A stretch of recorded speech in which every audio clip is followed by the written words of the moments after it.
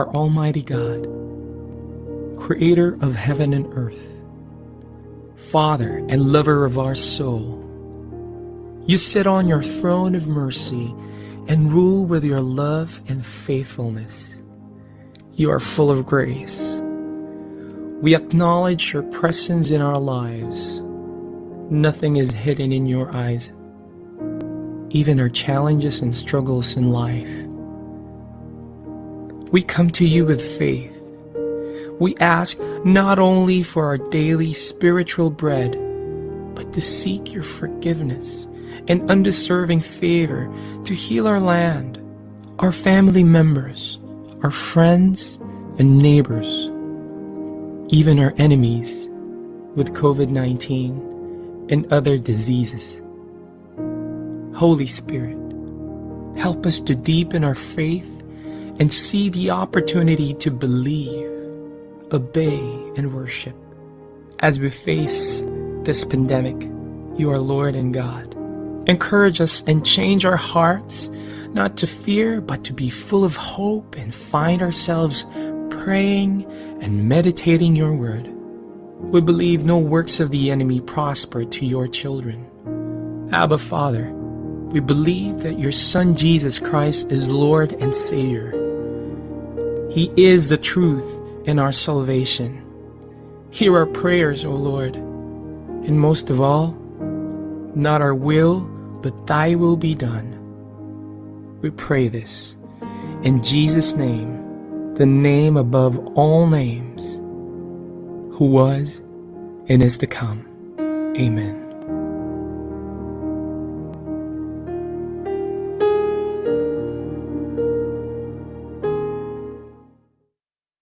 Naghahatid saya sa mga Pinoy, mga kantang tatak Pinoy. Kahit nasan ka man, kami ay mapapakinggan. Streaming worldwide, the future of radio in Manila, California, and Hong Kong. This is V81 Radio. Malayo ka man sa iyong pamilya, dito ay hindi ka nag-iisa. Tiyak ito'y iyong hahanap-hanapin, dahil ito ang nagpapasaya sa atin.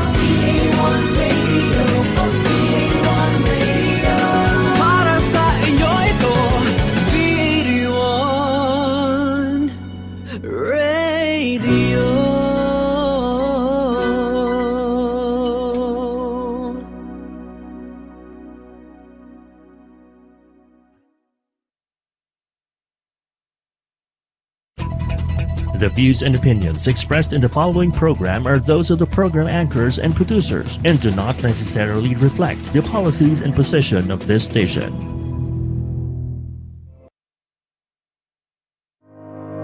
Narito na ang programang tutulong sa mga startups sa Pilipinas. Startup Nation. Magbibigay ng mga patnubay at gabay at magsisilbing tulay sa mga importanteng tao para ang isang startup ay magtagumpay. Startup Nation. Pinangungunahan ng mga taong puno ng karanasan sa mundo ng startup, akademya at negosyo. Winner B at Dr. D at ang mukha at boses ng mga millennials, si Kris-taker. Startup Nation.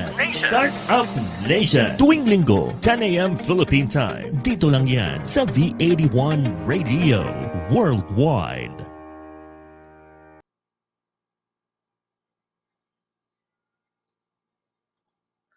Good morning mga partners!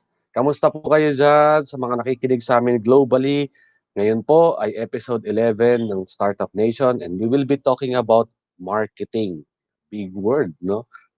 So, kamusta na pa kayo mga partners? Dr. D, nandyan na ba kayo? Kris-taker? Napakaganda ng topic natin today.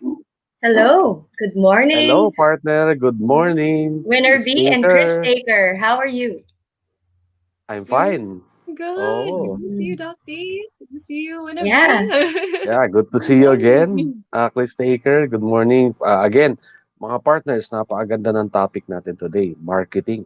No, sabi ko kanina, big word. Kasi yung iba talagang pag-marketing, excited no? Kasi napakalawak na field nito, partner. Diba? Correct. Oo. So, ang mga startup,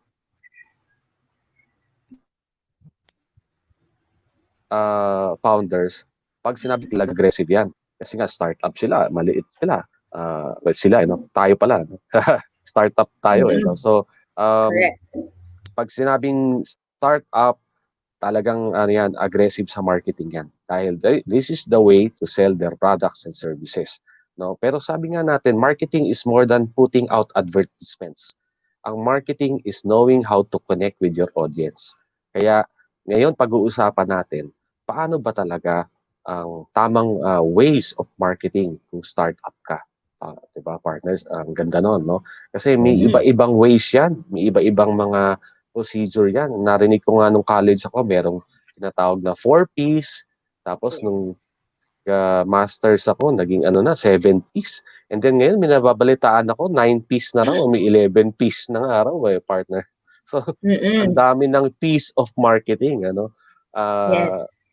Ngayon, gusto kong marinig directly sa ating mga guests, no?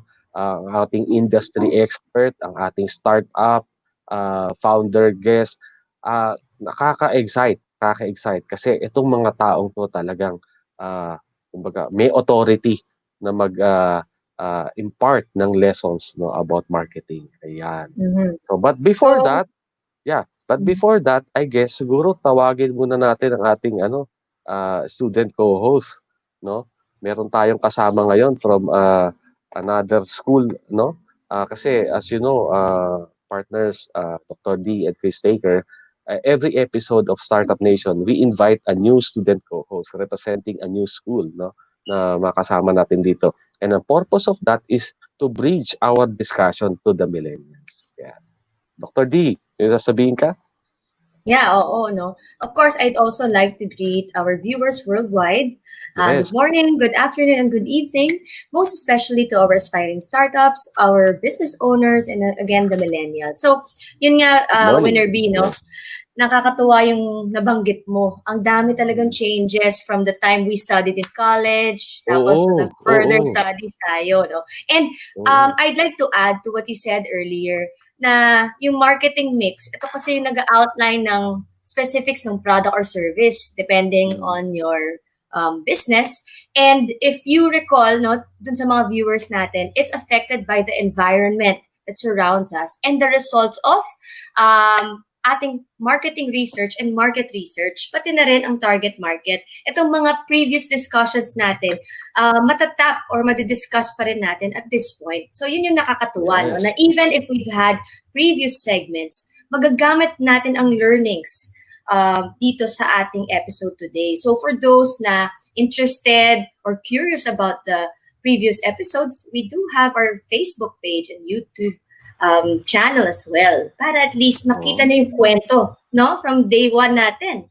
Maganda. Those are our marketing platforms, di ba? Di ba? Yes, Nagpa-marketing din tayo. Correct.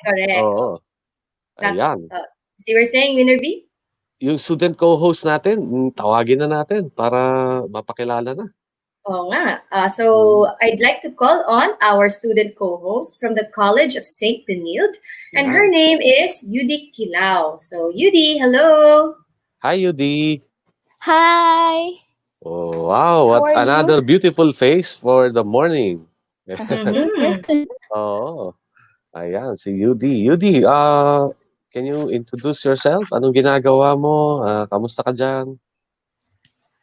Okay naman ako. Medyo bored lang, but Bored? nowadays, yeah. Oo. But nowadays, ano naman, we're studying online kasi syempre, Yes. we're in times of pandemic. And so, let me introduce myself. I am Eudosha Kilao. Yeah. I am Eudosha Kilao, and I'm studying at De La Salle College of St. Benilde, and I am currently taking Consular and Diplomatic Affairs. Wow. Alright. Parang bihira yung namimit kong ganyan ng course, partner. Oo. What else? What do you do aside from being a student? You have parang mga hobbies or extracurricular activities? I have lots of orgs in Lots of orgs. Sumali ko, napakadami kong org na sinalihan sa Benilde, like Red Cross, Green Energy, like hiking, yung mga ganun. So, I'll be able to engage with other people and yun naman. Oh, it's okay. Yeah. I mean, normal sa mga millennials na maraming gustong gawin. Yes. Di ba, Kris-taker? Oo. Parehas kayo ni Kris. Actually, si Kris marami rin niyang activities. Oo. So, well, UD... She's very yeah. UD, first of all, thank you for joining our show. Oh, thank you. I hope you will enjoy the rest of the show. And I hope after this show, you will learn a lot about marketing. Probably, we don't know, baka mamaya after your graduation, mag-decide ka na mag-put up ng sarili mong startup. Yes. So I guess, kahit papano, meron ka ng kumbaga napulot sa aming show, especially in the field of marketing. Yeah. So feel free to ask questions sa ating mga guests. Okay, sure. Yes, later. Alright. Kris-taker, kamusta ka naman? Ang buhay-buhay, kamusta? Doing great. Very excited for a very small but meaningful tree planting activity today. So Eudocia and I, by the way, met through Miss Scuba Philippines, a pageant geared towards ocean marine life conservation right here in the Philippines. So I'm so proud that she's very active even in college. She's super busy because she also super humble. She's also doing sports. She's active. She's an athlete, pageant. Yung lahat po, I'm very well-rounded siya talaga. And she's also a future attorney, by the way. She's okay. super star to me. So nice. And partners, partners, let me announce na malapit na yung competition ni Kris-taker. So October na pala yung Miss Universe. October 25. Lapit na. October 25. Wow. Lapit na nun, actually, next week, August na yata di ba? So, konting tulog na lang. So, well, good luck, Kris-taker. Good luck talaga. Sana and you thank can you do for it. reminding me because we just launched our Miss Universe Philippines pay-per-view. So it's actually going to be hosted online without a live audience, but there's going to be a live pageant. So we're gonna have a production number, super bongga. Super nice. Excited to see that. Miss Philippines pageant. And if you use my code RL Muntinlupa when you check out the Ring Light series on empire.ph, a portion of the proceeds goes to my personal beneficiary. He is a 3-year-old orphan and a disabled child living at Chosen Children's Village. And so when you Wow. purchase the series on pay-per-view, you also Mm-hmm. support little PJ, my sponsor child. So we got connected through the Okay, Chosen okay. Children's Foundation. And for all of Wow, our okay. viewers in America, you can make an actual tax deductible donation to the Friends of the Children's Chosen Foundation online via PayPal. So definitely worth checking out. Thank you for the reminder, Yes, Winnerby. yes, thank you. Yeah, so we'll definitely do that, no? Ang ganda, no? Ang hilig talaga na partner ni Kris-taker sa mga CSR eh, no? Yan na lang nakakatuwa dito sa batang to. I love it.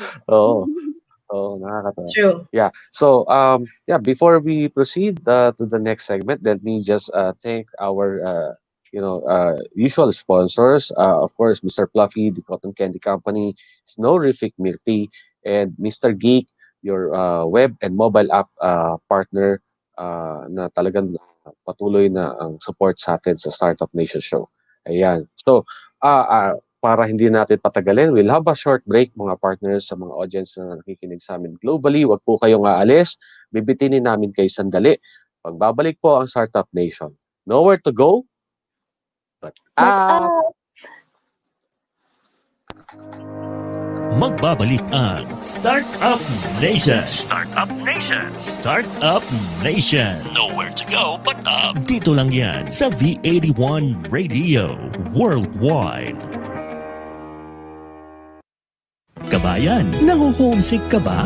I-download na ang aming mobile app at mag-enjoy sa mga kantang Tatak Pinoy and feel like you're home. The V81 Radio mobile app, available in the App Store and Google Play Store. V81 Radio mobile app, free now, free forever.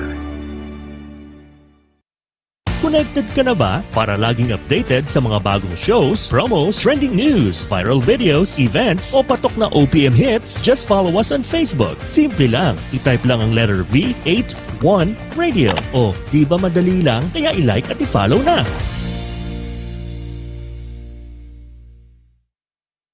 Tunog Pinoy, Tatak Pinoy, the future of radio. This is your all-hits, all-Pinoy internet radio station. This is V81 Radio Worldwide. Ito ang paborito ng bawat Pilipino. Basta all hits, all Pinoy, panalo. Merong kwentong iyakan at tawanan. Kahit nasaan ka man, ito'y mapapakinggan.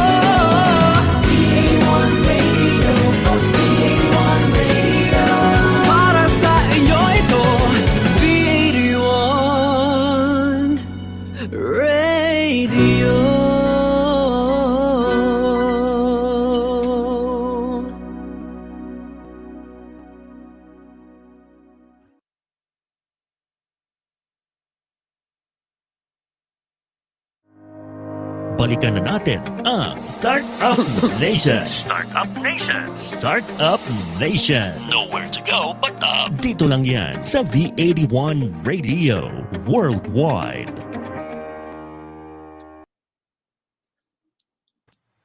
Ayan, nagbabalik po ang Startup Nation. Today po is July 26, 2020 at kayo po ay nakikinig sa Startup Nation Episode 11 na, partners. Ayan. Today po, ang topic namin ay marketing. Ayan. So, partner Dr. D, huwag natin patagalin. Can you introduce our guest for today? Okay, so our industry expert believes that when it comes to learning, there is no finish line. Being the very conscientious strategist that she is, there is no other way to work but to be genuinely insightful, thorough, and brilliant. When she's not at work, she spends her time figuring out how the finest minds work that go into the brand and business strategy and that can be channeled to tackle the most pressing problems of the developing world. No? So very inspiring, gaya nga ni Kris-taker. So before joining New Works Interactive Labs as head of strategy and analytics, she worked as a brand strategist for over a decade with 11 years in creative brand planning and since 2016 in corporate marketing planning and strategy. Furthermore, she is a part-time university lecturer, WARC opinion contributor, and author of Timmy's Wish, an illustrated children's book written to help raise a generation that indeed understands autism better. Very, very interesting. I'm pleased to introduce our guest, our industry expert, Miss Ethel Sanchez. Take it away, Ethel. Morning. Hi, Ethel.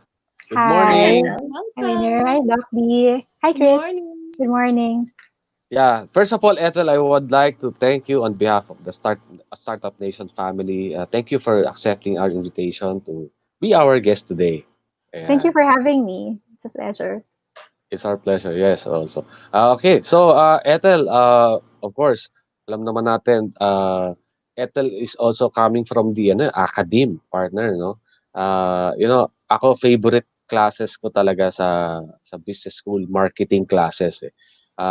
Ethel, pagka marketing talaga nabubuhay yung dugo and diwa mo as a student eh, no? Kasi masarap na pag-usapan ng marketing kasi you know nagti-trigger siya ng imagination mo, your creativity, di ba? So, yung creative juices mo talagang pinipiga niya during your marketing classes. Eh. So, ang saya ng topic about marketing. So, Ethel, marami nakikinig sa atin ng mga startup founders globally, also mga OFWs sa Amerika, sa Hong Kong, and other parts of the globe. Marami silang mapupulot dito for sure about marketing tips mo in the end. And paano ba kapag startup ka, is it also the same as parang yung marketing efforts mo ba should be the same or should be different from the big companies, di ba? Siyempre, alam naman natin in marketing, meron yang kumbaga counterpart na costing, di ba? When you do some marketing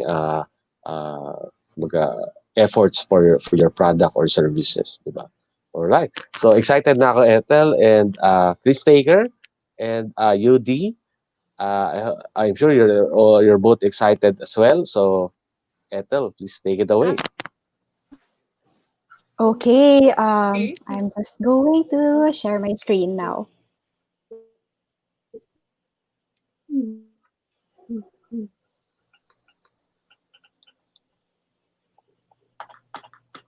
There. Okay.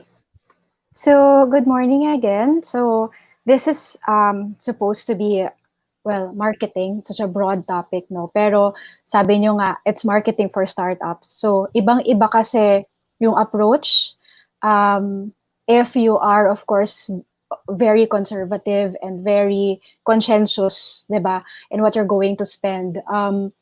Generally, marketing for startups is much more focused and also much more, as much as possible, readily measurable. Kasi lahat ng gagawin, dapat nakikita mo agad which one is working and which one isn't. And so that you can do more of what's working and less of what's not working, diba? And then you grow from there. So it's not the usual, even when I teach in class, it's usually not the usual marketing na you have a lot of resources and you go in investment mode, diba? And then not everything is immediately measurable. You just exercise your creativity and then you track your sales over time. But now, I think if you're working with your startup, hindi lahat ng pagkakataon you have the time to wait and see, diba? You need to know after 1 week as much as possible or 2 weeks, is it working? You need indications. So yeah, I also designed the short talk now about this with that in mind, no? How do we do it in a very focused manner? But then even as we do it differently for startups, meron ding mga bagay na hindi nagbabago. So I will go through siguro the very first one that will never change no matter what kind of marketing we do, no? So I guess in the previous episodes, you already tackled market research, yung broad area of market research, where meron ka, of course, you start with a macro perspective of what's happening in the economy, what are the industry trends, diba? Ano yung consumption trends dun sa industry na gusto mong pasukan. So, of course, you have that macro view. So once you're done with that, right, you go deep into your source of business. And what I'm showing now is just an example. This is from Interaction Design Foundation. It's a thought leader in terms of design thinking and design thinking in business, which is very much related to marketing. There's so many overlaps, but this part of the process, I find I think similar to the marketing that we learned in school, but it's just a very, I think, relevant and easy to follow and much more intuitive methodology ng pag-intindi nung source of business natin. So what's your source of business? It's usually the person you're targeting or the business that you are targeting. So you start with that person that you need to convert to patronize or to consume your product or use your service. And it usually used to be just, defining your market demographically, finding your segment, diba? Finding out gaano kalaki yung segment na yan, and then defining them also psychographically. This one is called the persona definition exercise. It's this snapshot of your target, but they're called personas kasi minsan you have more than one persona to think about when you're setting up your startup, your business. It can be two people falling under the same market segment, but magkaiba sila in terms of usage. Magkaiba sila ng mindset when they use your product. So then those would fall under two different definitions of a persona. So let me go through the usual structure of the persona definition snapshot. So you usually give your persona a first name, who am I targeting, diba? And the same goal pa rin naman with marketing before na you have to be able to define your target in a way that would actually make you imagine a person, someone in your life, usually. And that is when you have a good grasp already of who you're targeting. So if I'm just to go through the details in this example, so this is actually a persona definition for Spotify. And as you see on the left side, there's the age, occupation, so the usual demographics, education, marital status, location. And then down below would be the so-called technographics. So online locations, where does she go to online? What gadgets is she actually using? What is her internet usage like? Diba? And in terms of if there are ranges in terms of usage of gadgets or a particular kind of content, for example, in this case, music, nasaan ba siya? Andun ba siya sa super techie or andun siya sa casual listener? Diba? Andun ba siya sa hardcore geek, diba? List kind of listener, or everyday music?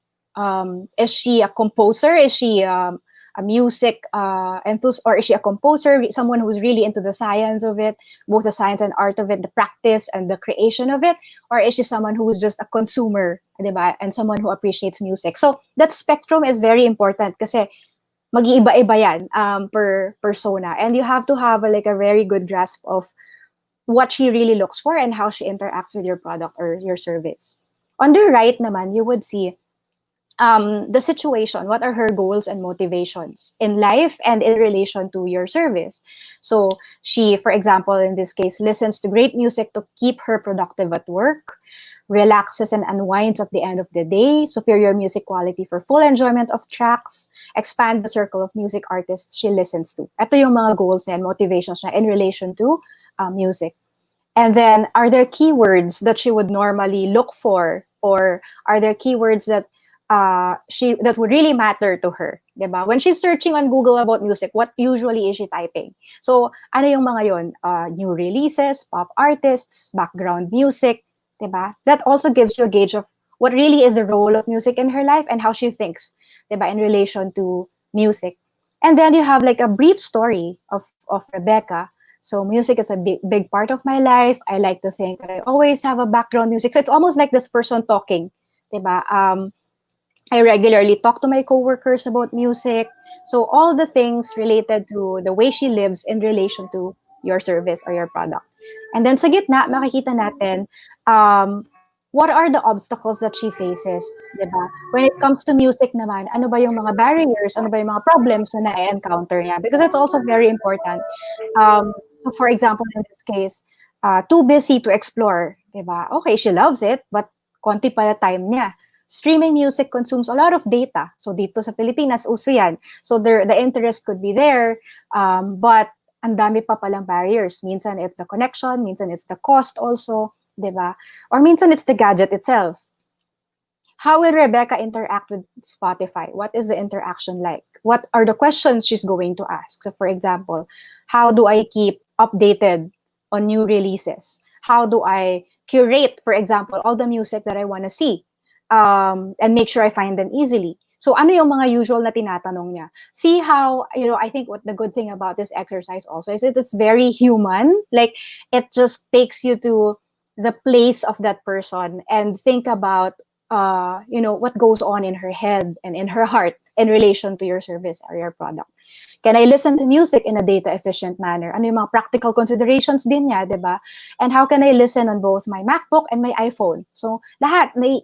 If you are to put yourself in her shoes, you really will think of all of these things. And the goal really is to get to a really good state of empathy, like being able to live the way she lives and think music the way she thinks about music, so that you're able to capture her mindset in this snapshot. So, and then sa baba, you will see in the middle who influences Rebecca. This is also very important kasi in this category, what does she read about? What influences her choices? Who does she listen to? Diba?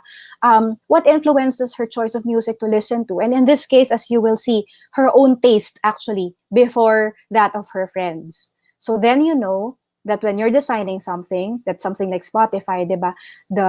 You already know na if you are to really be of value to her, then you have to be able to put features there that will allow her to, indulge her own tastes in music more than anything. Alam rin natin na yung influence ng friends, or if you are to suggest music to her, secondary siya. And ang primary na hahanapin niya is, how do I immerse myself in more of the kind of music that I like? Diba? Kasi own taste pala yung primary influence niya. So, see how, it's just really understanding the person. But I'm sure we are all familiar with Spotify here, with the way she is defined, with the way she is described here, nakikita na natin bakit the features of Spotify are like how they are today, diba? Because of that depth of understanding. And that's also why when we use it, it's almost like kilala niya ako. Alam niya ano yung gusto ko, diba? It's because of this exercise. So this is the persona definition. And the other, I think, methodology that I really would highly recommend is the journey mapping methodology naman. So after natin siyang kilalanin, that all of that important information, comes this. So it's from the same source, Interaction Design Foundation. There are so many versions of this already. In fact, sa traditional marketing nga, parang meron na ring journey mapping, I remember, even back in college. But I think this is similar to what we would see in the books. It's just, I think, simpler and now covering also a lot of, taking into consideration a lot of digital experiences. Kasi nung nagkaroon ng digital experiences, like on your mobile phone or on an app, diba? Ang lalim ng experience. It doesn't stop at seeing a product packaging or opening it and drinking it. Di doon natatapos. If it's an app, bawat part ng app, diba, may experience, may corresponding experience. Bawat album on Spotify, for example, is a different experience altogether. And when you're sharing music, iba rin yun. When you're already building an album or sorry, a playlist of your own, iba rin yun. And when you're discovering new music, iba rin yun. So ang lalim nung pinupuntahan nung experience. And that is what this is for. So this mapping template just really first on top, you will see the summary of like the scenario, lifting from the persona definition kanina. What is her story like? What are her goals and her expectations when it comes to music? So you can lift that and put that here. And then the step-by-step would be all the things that the end-to-end experience of Rebecca when it comes to Spotify, for example. So using the same example. So ano ba yung step-by-step na yun? When does she encounter Spotify for the first time? You can go as far back as that. How does she discover it? So you can start at usually, ang start niyan is the discovery stage. The discovery stage is when she finds out about this product or service. And so traditional marketing language, awareness stage siya. So discovery is actually where she would normally encounter your product or service for the very, very first time. And then what's very important here is to be able to immediately, establish relevance in her life. Kasi ang dami niyang nakikita in a day, trying to get themselves, ang daming products and services nakikita niya when she goes online, outside, even when she goes to the supermarket or the mall, that are trying to be discovered by her. So dito, I think why we have to define it this way is so that you stand out. And she really, the first time she sees you or she encounters your product or service, ramdam niya agad na, I need this, diba? Oh, this is interesting. So it's either she says, I need this in my life, or kahit ano lang, at the very least, it catches her attention so that she pays attention longer. So that you can talk to her longer, diba? So dito, it helps to put here, ano ba yung mga different goals niya, right? Ano ba yung mga goals niya? And how do you let her discover you in a way that satisfies her goals? So ang pinagkaiba niya is it really, again, puts you in her shoes. So traditionally kasi in marketing, basta gusto lang natin maging aware siya. Yung perspective is coming from the product or the service. And dyan yung pitfall usually ng a lot of like marketing campaigns. Pag hindi natin siya inisip lang natin is our product or our service. So dito, we think about her goals. So ano bang goals ni Rebecca when it comes to music? Which you can lift from this, diba? One, she needs music to keep her productive at work. And she's probably needing a way to do that. Siguro, hindi na uso radyo sa office or mahirap magdala ng radyo sa office or whatever is her situation. So therefore, paano, diba? So that is her goal, to find a way to listen to music to keep her productive at work.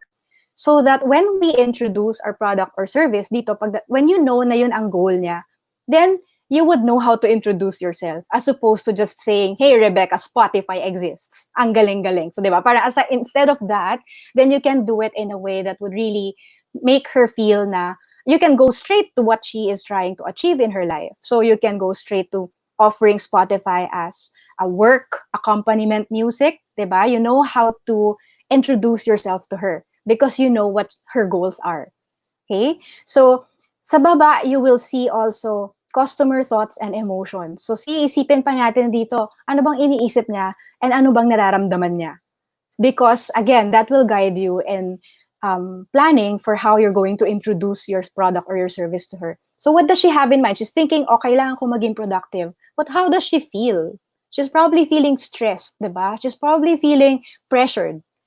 Iba rin yun. Iba rin yung angle na yun when you put the emotions into consideration. And then you know that when you introduce Spotify to her, it's not just a matter of convincing her that it's a good company for her, a good productivity tool. You can actually take into consideration that she's so pressured. She needs that, most likely parang an ally at work that can allow her to think, and something that is also reassuring as opposed to just talking about how good the tool is. You can be very empathetic, about her need to have something with her so that she is able to go through her day in a more relaxed and productive and focused manner. So if there is a real exercise na it actually goes very focused, diba, on a particular category. At this point, I'm just giving examples lang. But I hope somehow it gives you a picture of paano nag-iiba, diba, the way you introduce your product or service if you take into consideration thoughts and emotions. From there, dun na papasok yung mga sinabi ko na what are sa baba opportunities and ideas to improve. Diba? If your marketing campaign is already existing, then you can just improve on it. But if it doesn't exist yet, if you're crafting it from scratch, then new opportunity siya. Then maybe I should come up with maybe a free tune or music that she can listen to for free for the very first time, you know? Something like, "Hi, good morning, Rebecca. I have a song for you. Do you just want to listen to it? It's something that might help you at work today. Something that won't cost her anything." And when she listens to it, wow, okay, diba? Baka ganun, diba? So that's just an example. But then again, it helps to really understand where nasan siya in terms of like her mindset and her emotions, and see paano yung approach yun sa discovery approach. And internal ownership is really like who owns that part of the process. Because if you're a startup, I know you can be doing everything, but you can also have people that you work with for particular activities. So dyan mo na rin ilalagay na, okay, this person is assigned to this part of the journey. So pansinin nyo rin na hindi na lang siya lahat marketing. Kasi if you're talking about a platform like Spotify, and if you're talking about maybe an algorithm or a different kind of programming to be able to introduce Spotify to Rebecca that way, if you wanna be in her, for example, in her Facebook Messenger, you need a developer to do that. You need a tech person to do that. You need a media person to help you do that. You probably also need someone, a UX designer, to help design that for you. So again, kaya siya by yung internal ownership dito. The one thing that I would usually notice is that it's no longer limited to people under the marketing department. It's usually a collaboration with different, it's usually a cross-functional collaboration, because nga, the solutions we're talking about are usually not the traditional products and services anymore. They are more complex than that. And it takes more than marketing na to really deliver. So that's a huge change in the industry. And actually, I usually stumble upon a lot of literature saying na what makes a difference between successful businesses, like, or businesses that are ready for the future, versus those that are going to have a hard time, are those businesses that are able to really put different minds together beyond just marketing. And it's time for marketing to really listen to experts, to technical experts, to scientists, to, you know, artists, and really engineers, diba, and developers to deliver on opportunities, if you look at it this way. Okay, so I'm gonna move on to the next. So ito, usually, you can actually design it your way. Kasi ang principle lang naman is, ano ba yung step-by-step na pagdadaanan ng persona ko in the entire experience with my product or service. So you can either, usually, we would, the phases would be discovery, consideration. So pag iniisip na niya mag-download ng Spotify, for example, then that's already, she's already considering, diba? Actively considering. And then you have trial, when finally she downloads it. And then you have repeat, when she listens again, when she listens to a song, and then she listens again, so repeat usage. And then, of course, you have loyalty, meaning she would continue using Spotify for her music needs. There's also sometimes advocacy pa, if you want her to start talking about Spotify and advocating it amongst her friends and influencing her friends to also download it. So minsan may after sales pa dyan, diba? If your product or service needs that. So minsan kapag, let's say if it's a tech gadget or tech product or a service even, or any product or service that would need help, where consumers will need help pa, even after they've bought your product, dun pa yun, may after sales support ka pa.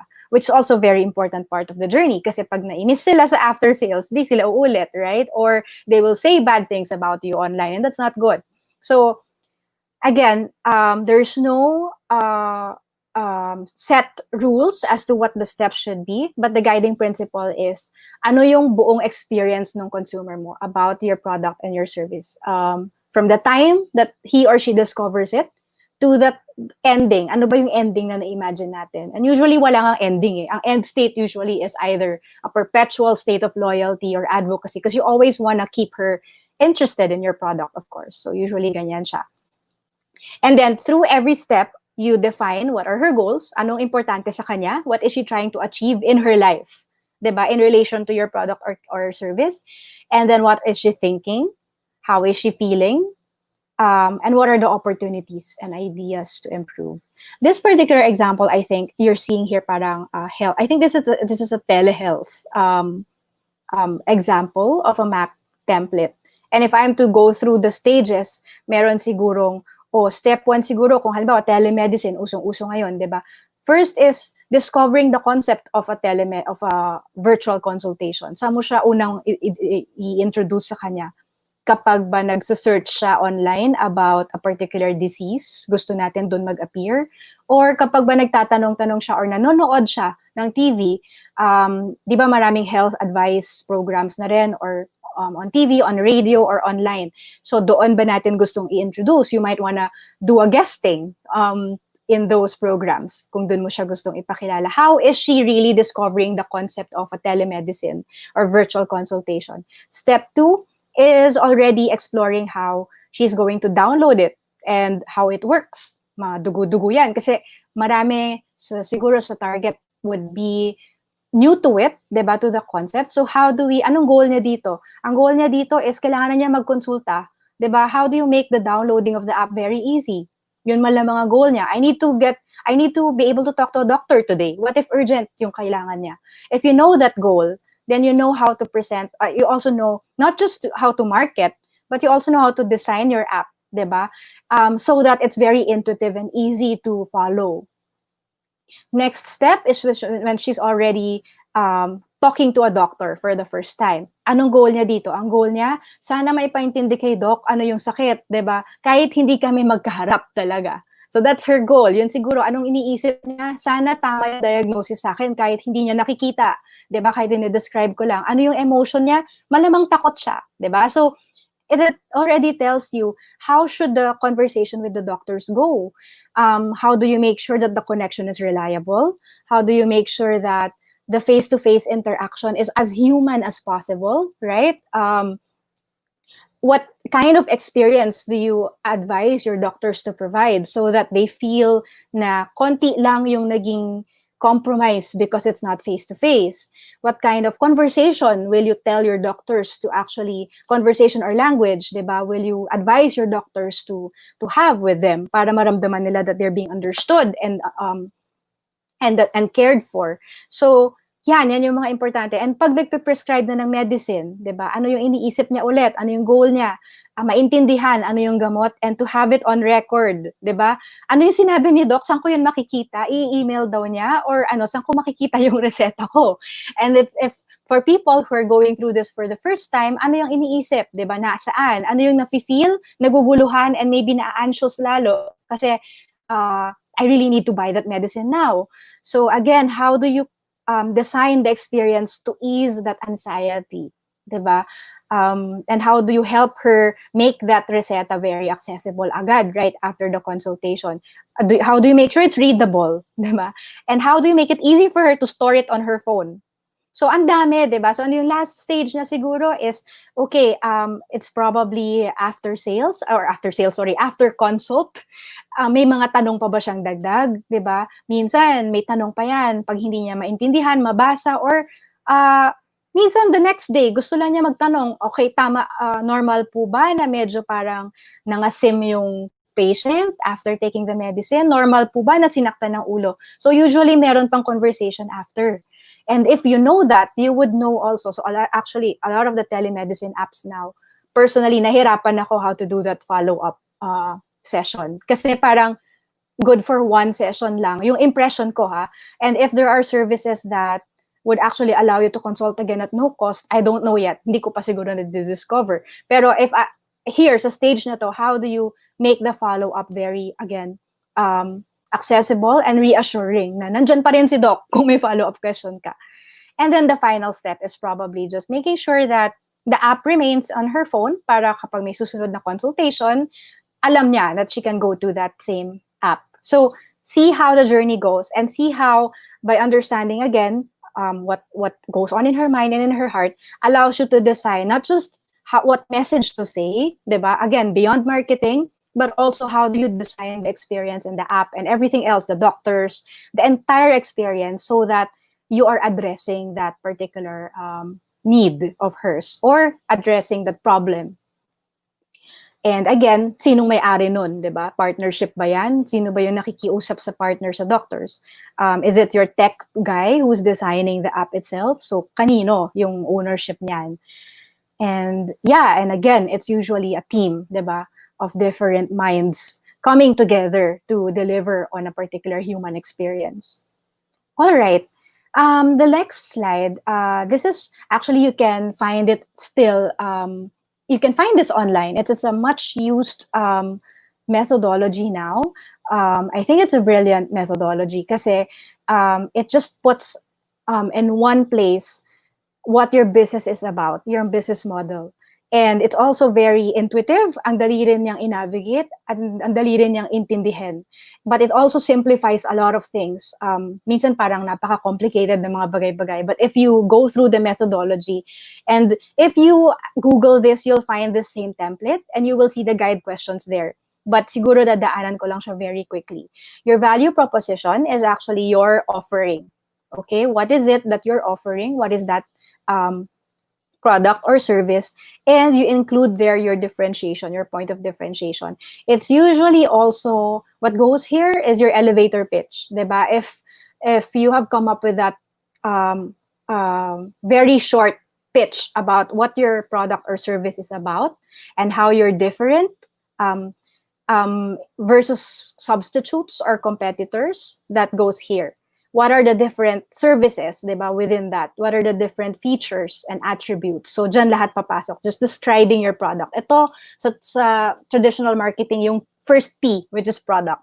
But here, we call it value proposition because the mindset is that how are you delivering value to your consumer, to your user? And it's also your way of capturing value back. Yun kasi yung difference in the thinking. Ano yung dinedeliver mo of value in his or her life. And that's also your way of capturing value back because this person is willing to pay for it. Siyempre, this is a business, diba? So, that's how you deliver and capture value. So, it is by delivering a particular service in a certain manner. So, dyan lahat papasok in your value proposition. On the far right is your space for customer segments. Here, you can really just lift what's in your persona. If there's more than one, then put them all there. So who are you targeting? Who is this particular product or service for? So it goes there. And then channels would be coming from your mapping. Actually, if you've gone through your journey mapping exercise, makikita mo na rin. And your persona definition. Ano ba yung mga touch points, channels, media? Traditionally, ang tawag dyan media. Yung iba ang tawag touch points. Pero it helps to imagine your consumer or your user going through his or her usual day, weekday and weekend. And ano ba yung mga programs na pinapanood niya, ano ba yung mga gadget na ginagamit niya, and ano yung mga content na kinokonsume niya. These are your channels. All right? And ano ba yung mga pinupuntahan rin niya na places? Because these are the points where you can actually interact with her. So, dito sa channels, you will already identify saan ka papasok in her life, which you can actually lift from your map, diba? From your journey mapping exercise na. Because you have already mapped out the goals, diba? And where you come in. So, you can already identify saan, sa search, diba? Or sa program, or when she goes to the bank, maybe, or when she goes to the public market. So, when she attends a seminar. So, ano yung mga touch point na gagamitin mo from the time she discovers you and throughout that journey? You can put that all there. Kasi yun yung lahat ng mga channels na kailangan iisipan mo, diba, ng approach, how to deliver on the experience that she needs, that she will find of value in each channel. Customer relationship is how you're going to relate with him or with her. So ano siya, one-on-one ba yan? Is it an event? Are you going to entertain her? Is it going to be like a servicing relationship?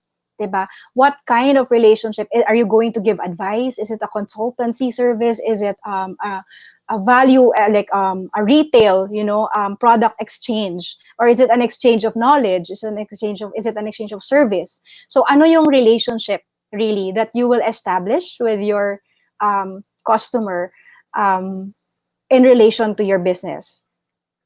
On the left, you will see key activities. So dito, you can actually just go back to your journey mapping exercise. And from the opportunities row, dito, yung opportunities, you can already see, based on the opportunities, ano ba yung activities, diba? What are the activities I need to put in place to be able to deliver on my product or service? Do I need to gather suppliers? Do I need to gather music? Diba? Do I also need to develop the program? Do I also need to market the program? Do I also need... So it's all the different steps really that you need to take, including back-end steps. So lahat ng steps na kailangan mong gawin to be able to deliver on this product or service. Do you need to hire a logistics person, or do you need to hire a logistics partner? Do you need to do feasibility study muna? So just outline all the different steps. Diba? Diyan pupunta siya sa activities. Why does that matter? Kasi later, maaapektuhan yan yung cost structure mo. And also, it will also affect your key resources, because in your resources, you will also itemize what do you need in terms of people, tools, right, and infrastructure to be able to do those activities. And then, if there's any resource that you don't have at the moment, and that can best be served, or that can best be given by a different entity or organization, then that's where you will need key partners. So it's actually a very, bagong-bagong strategy that really is necessary because of the complexity of the experiences we're delivering to consumers. And it's a wise way because we are being very efficient. We're a startup, diba? Parang we don't have all the resources naman in the world. I'm sorry about that. So it is a very efficient way of getting the expertise that you need and the service that you need without having to train your own team and put it together from scratch. So if you don't have it, if another partner can actually do it for you, then you actually engage with them as a strategic partner. And that's the key to really broaden your offering, diba? If you get to find the right partners to just really do the job well for you. And in return, of course, you're doing business together. May value din, syempre. And then sa baba, I need not elaborate on this. Cost structure would be, again, all the cost implications of what you have listed on top. And sa revenue streams is how are you going to earn money. So iba-iba rin yung models dyan. Are you going to be earning on a profit, usual parang markup, like in retail, kind of revenue generation? Is it a subscription model na one time yung pagbayad, but then over time also you get to lock people in a certain period, and they just keep paying you over time. And with that in mind, na you can already compute, diba, the value of every customer based on that subscription period. And that way, ang mga implications niyan is you can actually make an initial investment upfront, knowing na matagal-tagal mo silang magiging subscribers. You can make the cost of entry very affordable. So that explains actually the model of cell phones and telcos, diba? Why they would give away your gadget at a very low cost or minsan free pa. That's because there's a lock-in period, diba? They have already computed that they will earn enough from you for 2 years, and that's why kayang-kaya nun i-cover yung cost ng phone. Outright, revenue generation through an outright, what do you call this model? And then it just works almost like a subscription over time. Na subscription na lang to data and the service. So yeah, this is you can search for this online and go through. There's a lot of resources written about this already that can help you out. But this is highly recommended kasi everything's there already, and actually because it's just on one page, diba, it just gets you to focus ano ba talaga yung Yeah. kailangan ko in my business to really deliver on what's in the middle. Yeah. Sorry? Ganda. Yeah. Thank you so much, Okay. Ethel. Yeah. Yeah, nako, All right. napakarami kong na-take down na notes from you, Ang ganda, ang ganda. Usually ang marketing isang course 'yan sa sa college, 'di ba? Parang may mga BS marketing courses, 'di ba? Pero parang ikaw na-cover mo lahat, eh. Yeah. So, I Nako, like it when oo, parang, gusto ko na umattend ng classes mo, Ethel. Oo, na-miss ko yung mga marketing classes. sure, but if ever you'll be a guest lecturer na dapat. Ah. You can be my partner lecturer. Oo. Well, number one, sa mga sinabi ni Ethel, partner Dr. Dia, gusto ko lang i-highlight 'tong mga sinabi ni Ethel na napakaganda. Yung para sa startup dapat yung marketing effort mo measurable, 'di ba? Kasi madalas tayo mag-waste ng money, sa marketing. Lalo na pagka ang marketing natin kadalasan hindi masyadong napag-isipan. 'Di ba? It always happens, sa level of aggressiveness and passion ng mga startup founders. Sometimes or most of the times actually, biglang magma-marketing efforts yan tapos hindi naman connecting to the target market. So sayang yung costing nun, no? And then yung pag-create ng yung customer persona. So itong word na to is very very marketing field, no, yung persona. Hindi to madalas kumbaga ginagamit sa mga startups, no. Napakaganda na magkaroon tayo ng customer persona concept, no, yung mga startup founders diyan. Kasi syempre ang familiar lang sa atin, sino ba yung target market mo?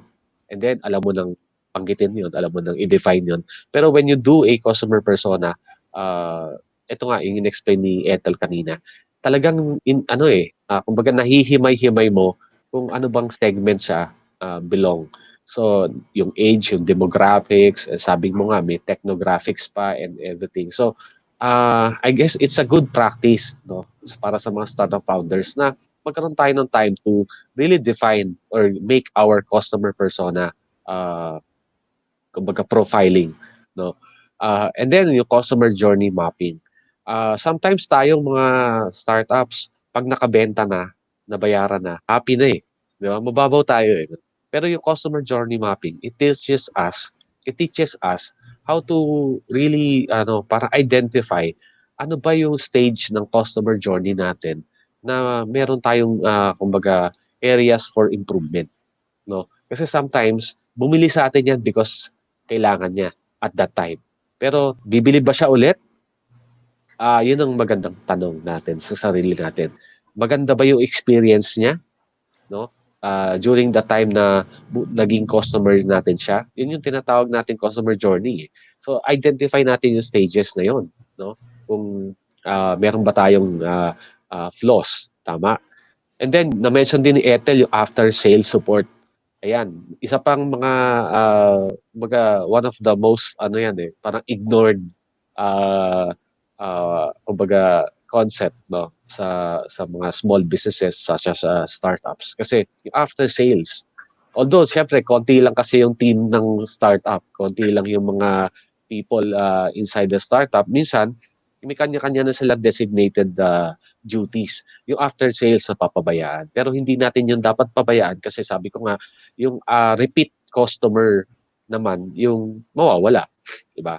Yan, na-mention mo rin, Ethel, yung sa anti-attrition. No? Paano ba yung customer, paano mo sila magiging customer ulit? Yun nga. Or yung mga customer mo na ngayon na kumbaga nakasubscribe sa'yo or they've been availing of your products and services for a long time, baka naman biglang mawala, 'di ba? Kaya dapat meron tayong mga kumbaga tawag ko nga doon anti-attrition efforts, eh. Okay, and then yung business model canvas, napakaganda. Parang in one sitting down nakita mo na kung ano yung business strategies mo in terms of marketing, no, and business model. Alright. May tanong lang ako, Ethel. Kasi syempre ito very relevant sa mga fellow startup founders ko. You mentioned about yung measurable. Ano ba yung ideal budget that we should allocate? If I am a startup founder, ano yung ideal budget that I should allocate para maging measurable sa akin in terms of maybe capex and opex, or either of the two.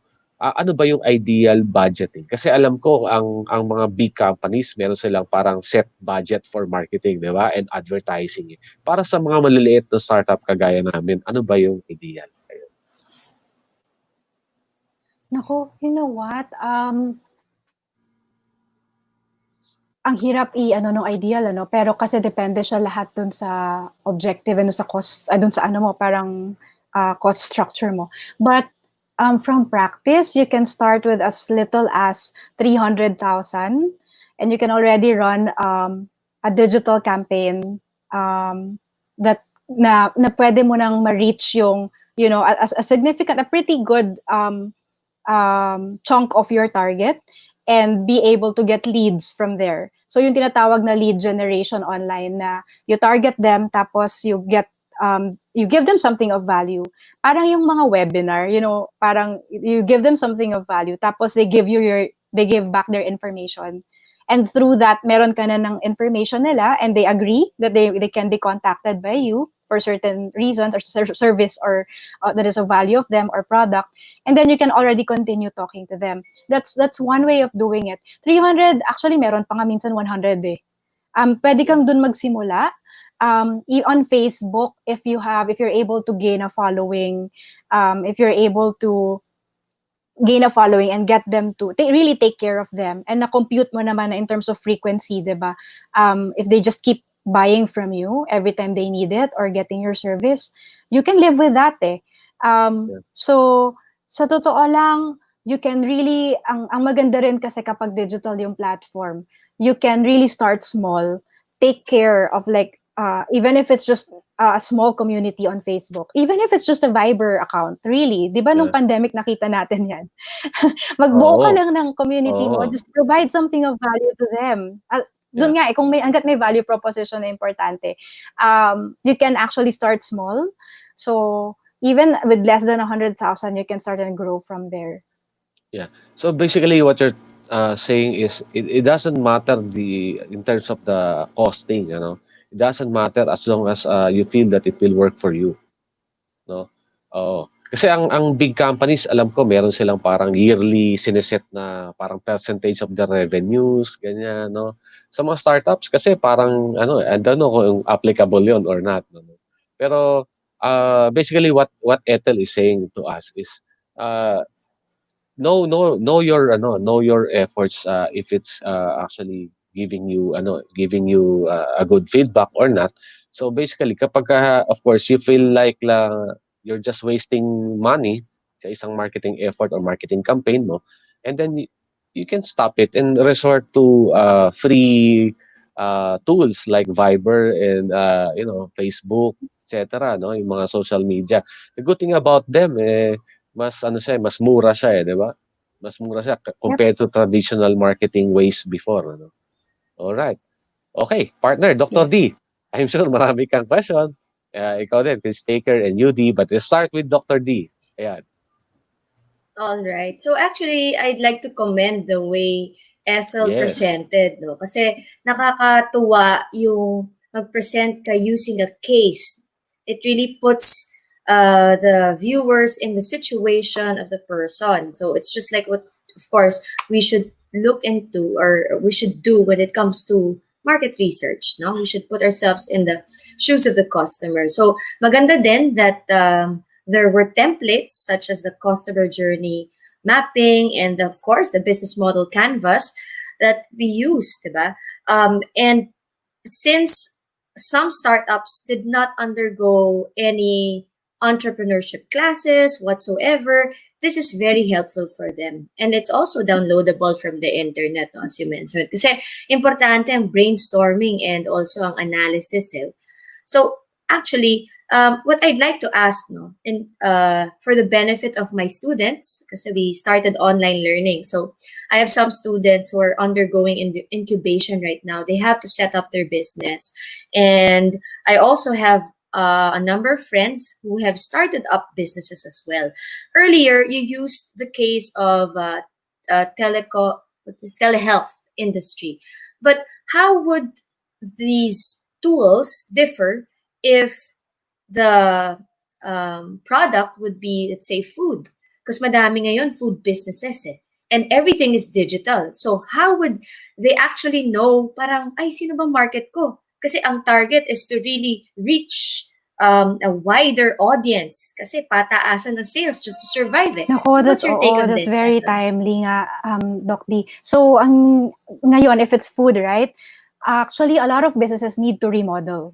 I find a lot of businesses needing to remodel talaga. Kasi, if before, yung customer segments mo are defined geographically, 'di ba? Now, kapag hindi yun magde-deliver because or hindi mo sila magkakasya lahat in your space because of social distancing, how do I generate that same number of people? So now you have to start thinking about other things you can offer. So magdadagdag sa value proposition ng ano ba? Is it delivery to widen that reach, 'di ba? So that you're not limited to your geographic location, or magdadagdag ba ako ng ibang product? So when they go to the store, can they buy meal kits? Can they buy grocery items there also? So you look, iibahin mo yung value proposition mo to make up for the lost foot traffic, no? So ang ano naman dyan, again, journey mapping. So looking at the people who will still, let's say, who will still go to your store, what else are they thinking? Diba? Malamang nagsa-stock up sila. So what else can I offer them while they're here in my store? So kung halimbawa kung online naman, how are people really trying to gather talaga, no? Like make their food available at home? Ano yung bagong lifestyle sa bahay? People who are working from home, people who are cooking pero from time to time nagki-crave. Yung mga ganyan. So then you will know also saan ko sila ka-targetin. In fact, ang maganda rin sa social media ngayon, may mga tinatawag na interest groups. Like, I know if people who are really into particular types of food or who are into cooking or yung mga natutong magluto nung lockdown, if you just go through it, you will see what time they're eating, what they're craving for, and what exactly they need from you. So, yun, dun mo rin makikita san papasok, no?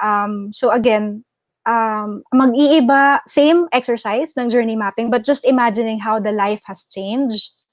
Whether they're at home, kung gusto mo silang i-hit while they're at home through delivery, or while they are in your store, probably thinking of other things they can buy, or halimbawa kung takot bumaba, dyan pumapasok yung mga solutions like yung mga curbside pick-up, di ba? So, yun, again, journey mapping lang ulit, parang ano yung nagbago dun sa journey, dun sa relationship ng tao with food and how he or she is buying food now, and dun makakakita na ng opportunities, what to add to the value proposition para mag-make up for whatever is lost. Okay, wow. That was well said, no? Straight to the point. Okay, so maybe... Yes. Oo. Winner B? May tanong ka pa, Dr. D? I'm good with that. I'm good with that. All right. Okay, how about you, Kris-taker? Hello, and thank you so much for that wonderful presentation. That was so enlightening and inspiring. Just from my background as a US Peace Corps volunteer working on behavior change interventions for, positive outputs, I can definitely see that same train of thought in what you're doing with business. And it's just really inspiring how you take in the psychological impact, the relational impact in telling a story. And that's what I really think marketing is you're telling a story. And it's a good one that's eye-catching. My question for you would be, so in that map, I loved it, by the way, in that map, you talk about the longevity of that relationship. It's ongoing between you and the customer. What would be your advice for lengthening that longevity? I guess I would say. Oh, okay. So to lengthen it, that would be, well, first, of course, your after sales. Well, one, your product should deliver quality, right? So whatever it is you promise, it has to deliver. Well, second would be, there's so many, the after sales service. So anticipate all the problems that this person may encounter long after the purchase has happened. And then another thing would be, of course, thinking about the how it's going to be used and how else you can be of value while it is being used. So it may not be completely related to the product, but if you know, for example, that this person will eventually use it with other items, then maybe these are things that you can offer from time to time as well as a value added, as a something you can give to your loyal customers, to further enhance the experience. So this is almost like, for example, customization features if it's an app, or if it's food, maybe if this person keeps buying, you can probably next time add a plate. No, sorry, this is like thinking of rough examples, but I guess the point is to look at the experience. What else happens while that product is being consumed, or the service, and how else can you make the full experience better beyond just what you're delivering. Those can be the things you add, so that of course you strengthen that habit of just being with you. And that's how to lengthen it.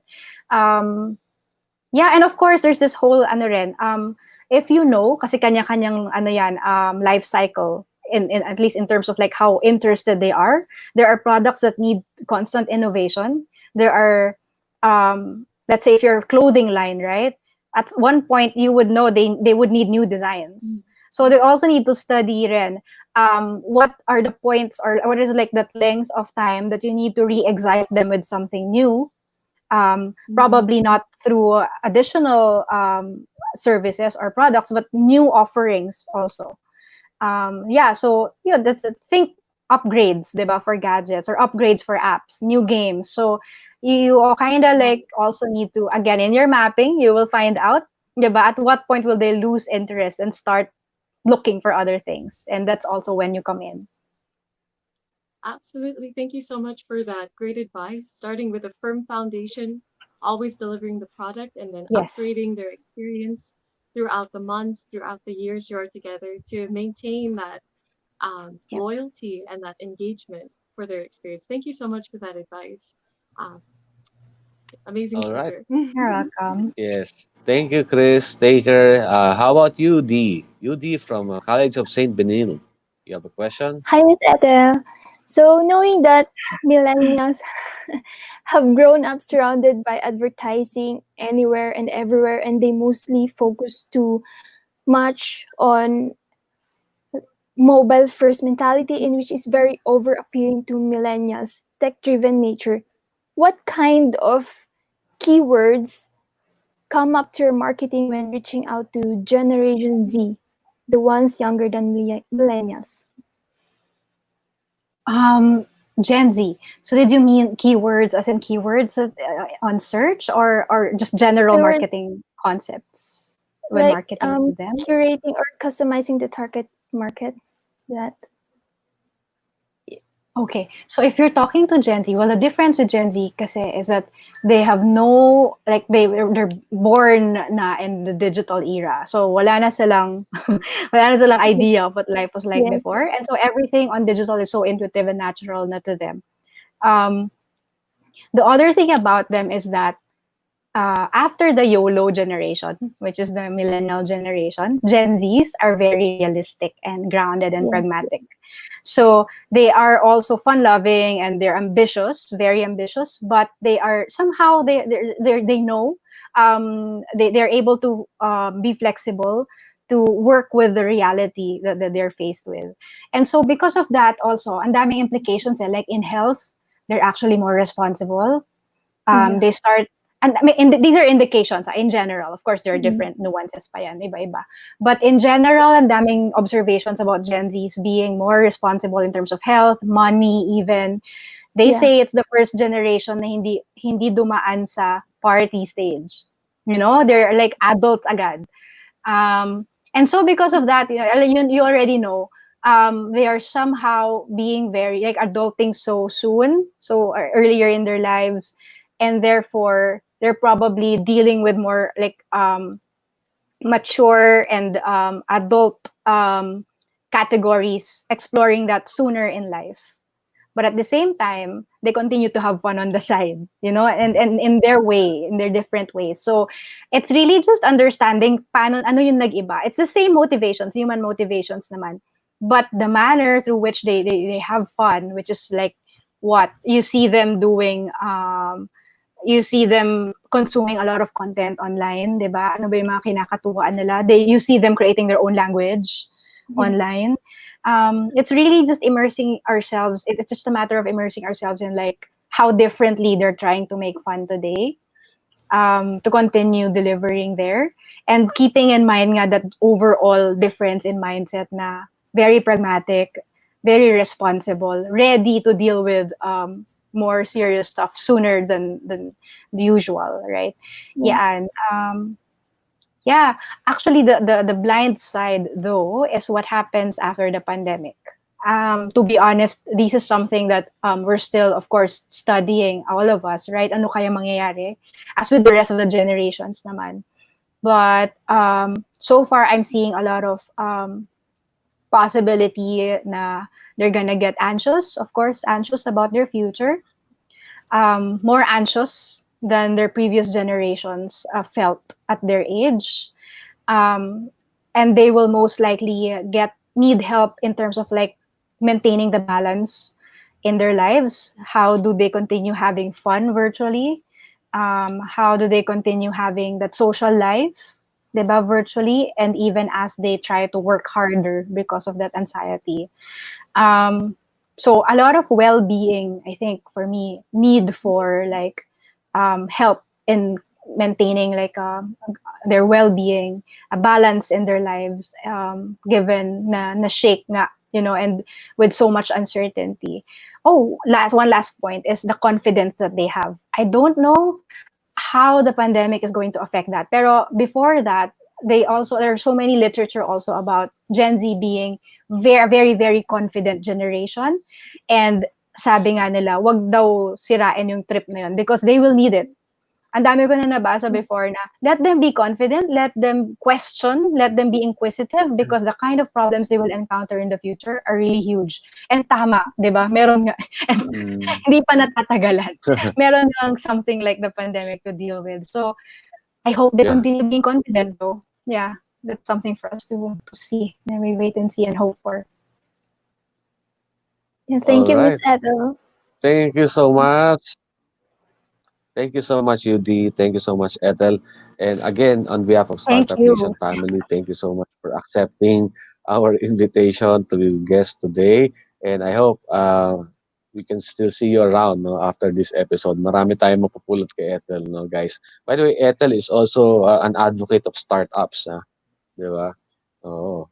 So, she's also willing to help yung mga startup founders out there. So, Ethel, paano ka ba nila mako-contact? Do you have any announcement pala that you want to make? Now is the time. Oh, okay. So I really am working with a team of fellow practitioners. So it's a mix of like practitioners in marketing, finance, marketing communication. So, and it's really something that we put together as a volunteer project. So right now, we have a stand-in name. It's not an official, business really. We just needed a name for the volunteer group. It's called Wheelhouse Collective. And you can reach us through how can we help at wheelhouse.ph. So wheel as wheelhouse. Sorry. Yeah. So how can we help at wheelhouse.ph? If you just want a conversation, if you need a confidentiality agreement signed, sure. But our intent lang talaga is, we know there's so many of you out there who just need a conversation, just maybe to validate your plans or get some ideas. We're here to help. Wow. We can set up those 1-hour virtual sessions. Wow. O kita nyo, partners, napakaganda nun. Di ba? Yung mga startup na nakikinig sa amin out there, narinig nyo yung sinabi ni Ethel. Pwede kayo mag-consult for free for 1 hour. Ang haba ng oras na yun, Ethel. Marami sila mapupulot doon. Ikaw nga, nagsalita pa lang ng 30 minutes. Ang dami na namin nakuha sa'yo. So, paano pa yung 1 hour? So guys, take that opportunity and kontakin nyo si Ethel after this show. Yun lang. So mga partners, medyo kapos na tayo sa oras, and Ethel, we have to say goodbye. Again, thank you so much sa pagpapa-unlock sa aming show. And sa mga nakikinig po sa amin globally, huwag kayong aalis. Kayo po ay bibitinin namin sandali. Magbabalik po ang Startup Nation. Nowhere to go, but up. Magbabalik ang Startup Nation. Startup Nation. Startup Nation. Nowhere to go but up. Dito lang yan sa V81 Radio Worldwide. Connected ka na ba para laging updated sa mga bagong shows, promos, trending news, viral videos, events, o patok na OPM hits? Just follow us on Facebook. Simple lang. I-type lang ang letter V81 Radio. O, di ba madali lang? Kaya i-like at i-follow na.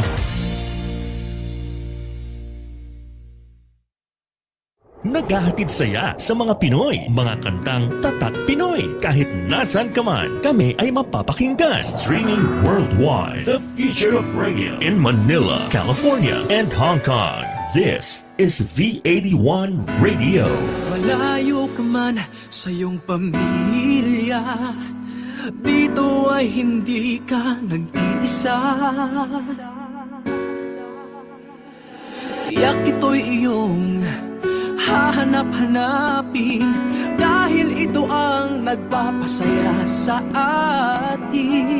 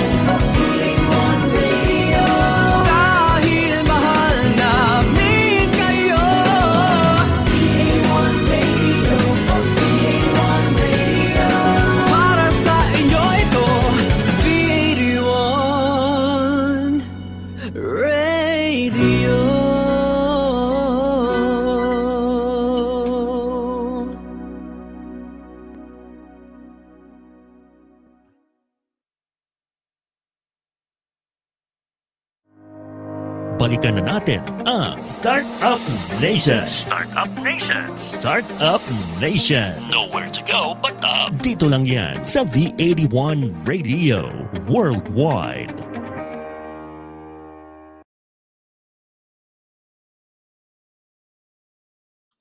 Good morning, partners. Globally, kami po ang Startup Nation. Nagbabalik po pagpapatuloy ng episode 11, talking about marketing. Ayan. Mga partners, Dr. D, Kris-taker, napakarami nating natutunan kanina. No?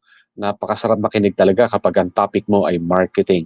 Ngayon naman, of course, as part of the program, format natin dito sa show, meron tayong guest startup today who will be talking about all marketing experiences nila as a startup. Ayan, pakilala mo na, Dr. D.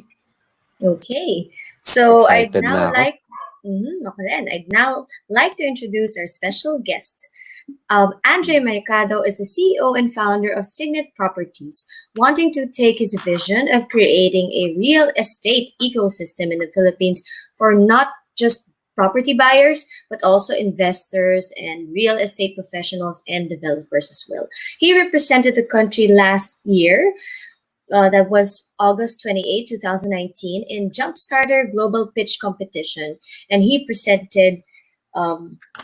was presented rather by Alibaba Entrepreneurs Fund, and also launched Flint, the first tech-enabled low-cost real estate crowdfunding in the Philippines. Wow, congratulations to Mr. Mercado. So now I would like to call on Mr. Mercado of Signet Properties.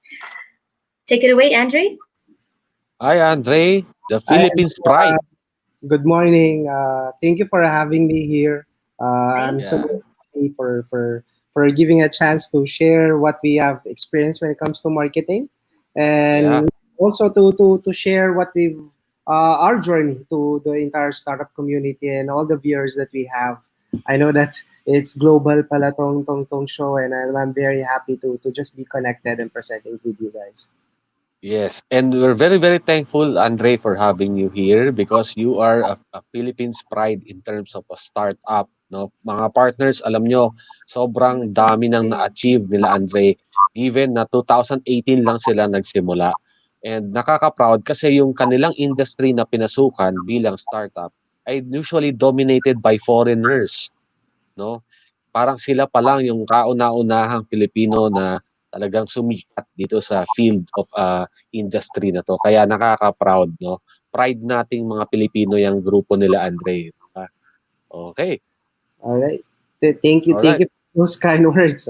It's super humbling, but yeah, it's a very. I think this is the time for Filipino founders and startups to really rise. It's been probably we'll be very positive during this pandemic and crisis. A lot of Filipinos are resilient. This is what we're known for, and Yeah. ang ganda nga nun sabi nyo, there's no way but up, right? So I think this is our time as Filipino entrepreneurs, businessmen, and professionals to really rise up during this pandemic. Yes, Andre, tama yan. And I'm sure by hearing words from you, marami tayong mai-inspire na fellow startup founders out there na medyo may hirap na pinagdaraanan ngayon dahil sa pandemic. Mhm. Ano ba yung mga kailangan nilang gawin in terms of marketing to, to keep them survive, to make them survive, keep them fighting, no, for their startup vision. Ayan. So, All right. Andre, if you have a presentation, you can start anytime. All right. So thank you very much. So I'm sharing my screen right now. So the company is Signet Properties, but we will tackle more about marketing, right? For Yes. for Signet, because we're a real estate online platform. We're a property tech company. All of our business is done online. So we're very fortunate, actually, because our business is online. We are not that too much affected when it comes to revenue, when it comes to our operations. Even though we're working remotely, we're not that too much affected. And also, the talk earlier by Ethel is really inspiring. But I would like to give you a different perspective of how digital and online marketing works. Right after there's a session earlier. Identifying who are your target market, that journey to it's really good. That's amazing. But how will you be able to execute it even during this time of pandemic? So the problem is actually most of the businesses is do a lot of things to generate leads. Diba? You've mentioned earlier about lead generation.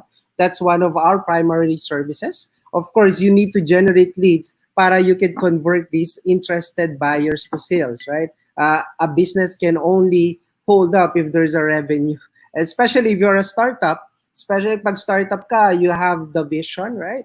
But again, the investors, the VCs, take a look of is this a good do you have a revenue stream? Does your business model works?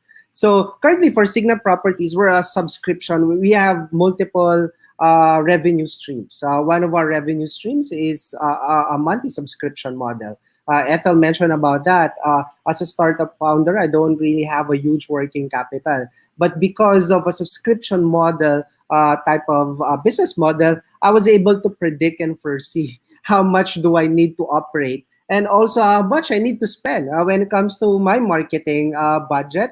Again, everything revolves on marketing. You might have a good product, you might have a good website, But if you weren't able to tap the right market and also penetrate the market, which is not over time, you won't be able to get revenues and convert them to sales. So primarily on online marketing, number one, these are the first 3 points. Sorry, I can say these are the 3 areas na I would like you to focus. And number one is something very, very familiar to everyone. Is you want to be there. You want to be very visible, right? That's why you want to create your own website. You want to do your mobile app too. You can do Facebook advertisement, Instagram, YouTube, the influencers. They just want to be there. But again, you mentioned on a previous session that this is very expensive. Yeah, parang nabanggit nga 300,000, 100,000. Definitely, if you're a startup, that's overwhelming already, right? So there's a lot of, but then again, if you want to penetrate the market, you need to spend money. You want to be visible. So una-una yan, you spend a lot of money when it comes to putting up your website. Then again, that's not just putting up your website. You need to have a UI UX designer and also a very tedious na exercises to figure out kung anong structure ang gagawin mo for your web application, right? Or for your software application. So being there, it costs a lot of money. Especially right now during millennials, we do have millennials here, is everyone is searching online. So normally goes to Google. Google, you type in, if you're looking for a property, is condo for sale in Taguig or a house and lot for sale in Cavite. So those are specific keywords, right? And to get those keywords, para you'll be visible when the millennials type that in, it's a bit expensive. That's why you have to be a little bit known when it comes to Google advertisements. Second is you want organic traffic. You want organic searches. Organic searches needs to build over years. Normally, yung mga later on, we'll have a few slides to touch base on that. Pero Google or organic searches takes around 2 to 3 years na binibuild mo yung searches na yon for you to have a bigger impression. Impression is very important in the internet on the digital side of marketing. Impression means is when they search, how many times na lumalabas yung website mo doon. Whether it's Google, whether it's Facebook, whether in your news feed, diba? Those are all impressions. So that's why you want to be visible, is para you can capture a huge impression of the target market that you have. Second is not just very important that you have a huge money when it comes to marketing fund to be very visible. Remember, visibility, you cost 100,000, let's say 300,000, pero if the links or contents is not relevant, it doesn't make any sense. You may be visible lang, pero I don't like the contents and this is not relevant. I won't click on these advertisements. Then sayang yung ginagastos mo na 100,000 every month for your marketing advertisements, right? So again, relevant is then another problem that you want to face. So you have the money na, but do you have a team? Do you have a team that can create a lot of contents for you? For Signet Properties, we do have a team, but we also outsource and tap other agency to give us more relevant ideas. That's how competitive the market right now. Especially everyone is online. You want to be competitive, you want to be visible, but then again, people, especially millennials, go on the contents that are relevant. Last is, after capturing all these 2 categories of problema na 1 and 2 being visible and relevant, lastly is, if you don't get leads out of it, if you don't get increase of your product to convert to sales, it doesn't make any sense.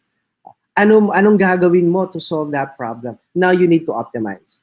So optimization is the most critical and most important part when it comes to marketing.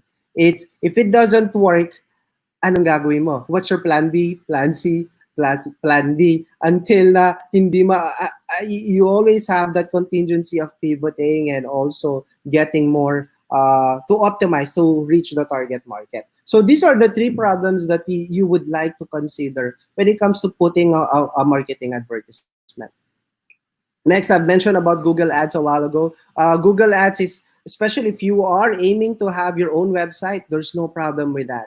Especially, but bago mo i-develop yung website na yan, you want to make sure na the foundation and your vision is really structured very well. Kasi you don't want to change your UI and UX design once in a while kapag may bagong product or you're pivoting, di ba? Pivoting is not really, it's not a problem. It's always a continuous life na isang startup founder is to pivot. But then again, the structure, yung core business mo should not swerve. So if you were able to establish your website, then it's very important you have your SEO and Google advertisement kasi sabi ko nga, SEO takes years, right? So bago ka mag-appear dyan with all your SEO efforts, you need to back it up with Google advertisements. So this is where your impressions are. Then it costs a lot of money when it comes to Google advertisement because bidding to on every keywords. I know you did mention about keywords a while ago. So you study these keywords. You don't have any specific keywords, but you can do from broad matching to specific targeted keywords. And then most especially dapat you have a very appealing description on the Google search, right? And most important too, is kapag kinlik nila yan, it's relevant on the landing page because Google will penalize you if not. And then landing pages are very important, especially if you are tapping your first website. For example, I have a business, a delivery business, or a food business. After structuring the tonality, the brand that you have, make sure the landing pages also are very consistent. Kasi if these are not consistent with your descriptions on your Google searches, Google will penalize you. Or yung domain authority scores mo will even go down. So again, landing pages are very important na dapat relevant sila on the advertisements that you have. And also, there's a lot of efforts too when it comes to SEO. These are 3 areas na you should not forget. And at the same time, you start building. Like link target. Link target this is very familiar. If you notice a lot of articles na you follow or website that you follow, na maganda you have your advertisement there too. Kasi that will, and also not just any other website, but those websites will have a very strong domain scores, or they have a strong domain authority para tumaas yung scores mo rin. So these are that is a very important role when it comes to SEO and getting organic searches in the next few years. And also content. Contents are very important. This was touched based on the first session, meaning is this should be timely too. Like for example, if you're tapping a specific link, accent content, make sure na timely siya. Like right now, pandemic, work from home, remote from work. If you go to our website at signetproperties.ph, all our articles and blogs there are all related to the pandemic. So make sure it's very timely. And also the target market na kung na-set mo na siya, then yung tone ng articles mo are very important too. So, and then lastly, yung link magnet keywords, which is back up with locations or city guides. Next, I want to expound more of city guides. City guides are basically if you're on a restaurant or if you're tapping an establishment, make sure the city guides are also set properly.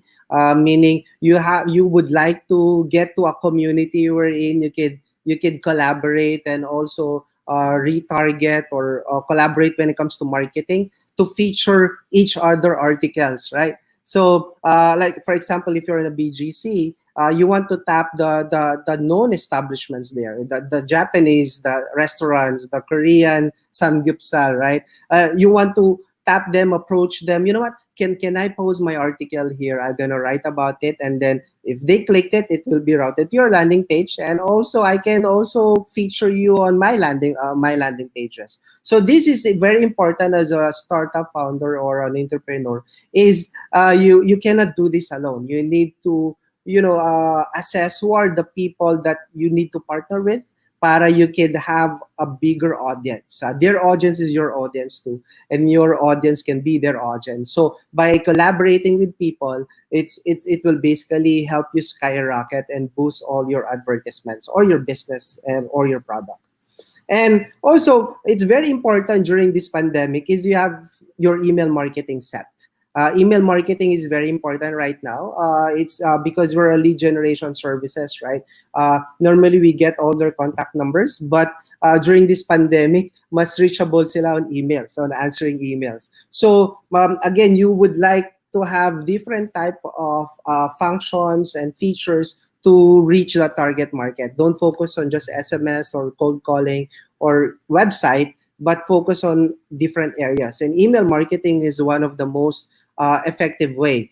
So you could write an article, like for example, we have a client that has a Japanese inspired property. So we talk about a Japanese design inspired. So what is wabi sabi home? So that's what we did. And also he wants to reach a target market outside the country. So that's why we've set the targeting and the demographics. That's what looks like on the pie.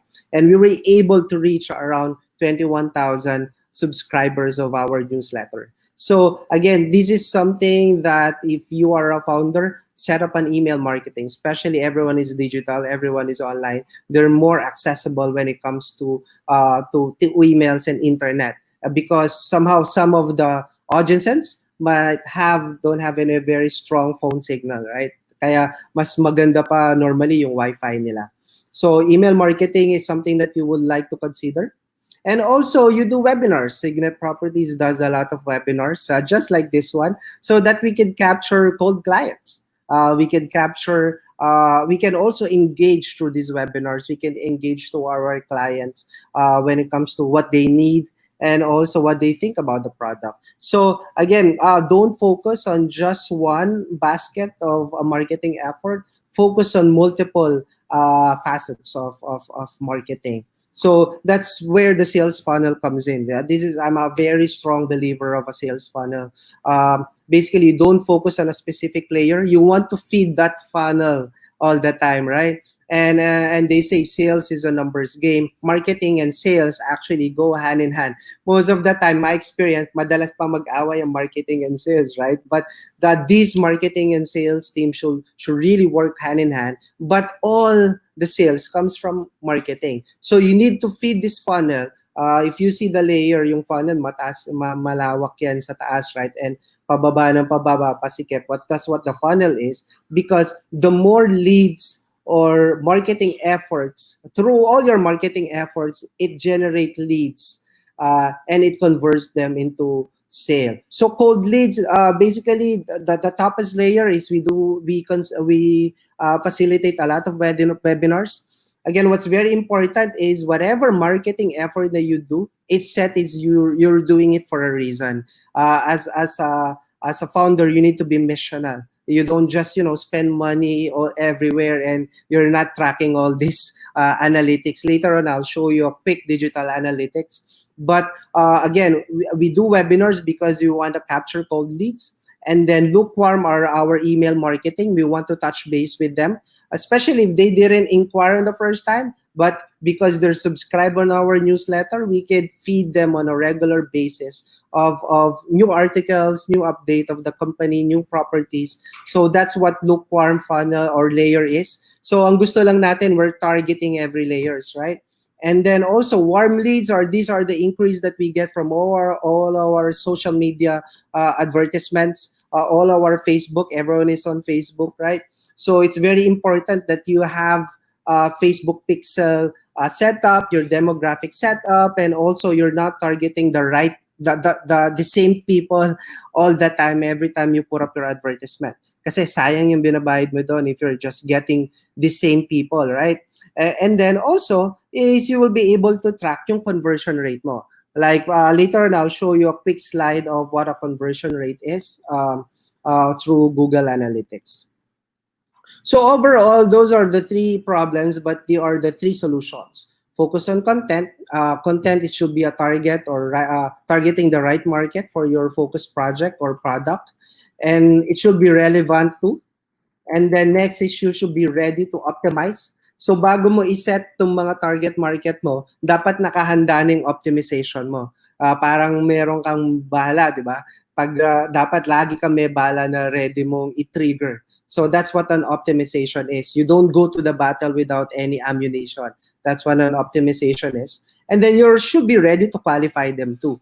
So again, you don't want to spend a lot of time and money of your clients just to call unwanted inquiries or misleading, misled audiences. You want to qualify. So set up with some layers of security questions, qualifying questions to make sure na yung leads na that generates there are all qualified and interested in your product. So case study, if you're very strong when it comes to, since we've started, we were able to increase the visibility of all our clients to nearly 1,000% visibility. And because we're focused on lead generation, again, any marketing, I guess, ang pinaka end goal niyan is lead generation. So the more visible you are, it's a numbers game, the more leads that you'll be able to acquire. So I'll show you a very quick tour of our website. This is signetproperties.ph. Again, our company is a property tech company.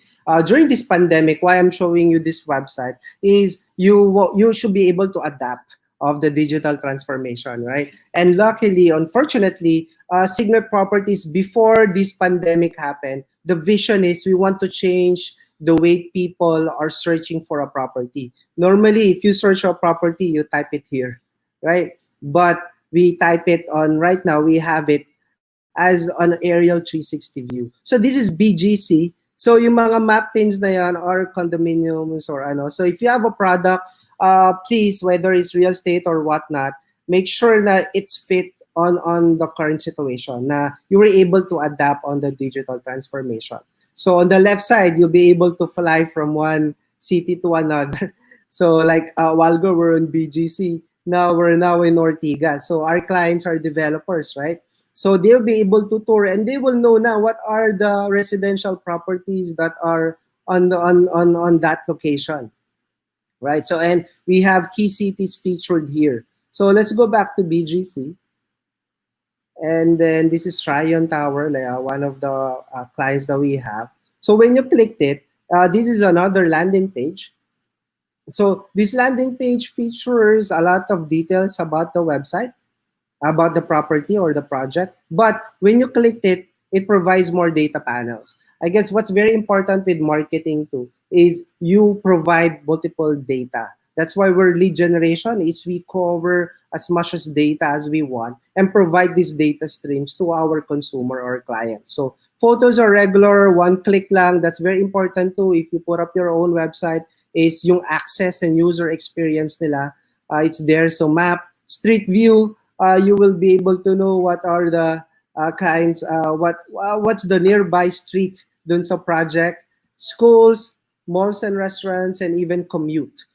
Commute is a partner with Sakai.ph, which is another startup company, wherein I saw that there's really a synergy between us. So we incorporated it na. So if you have a location, pin it, it will give you multiple transportation method, and also kung how do you get from one terminal to another.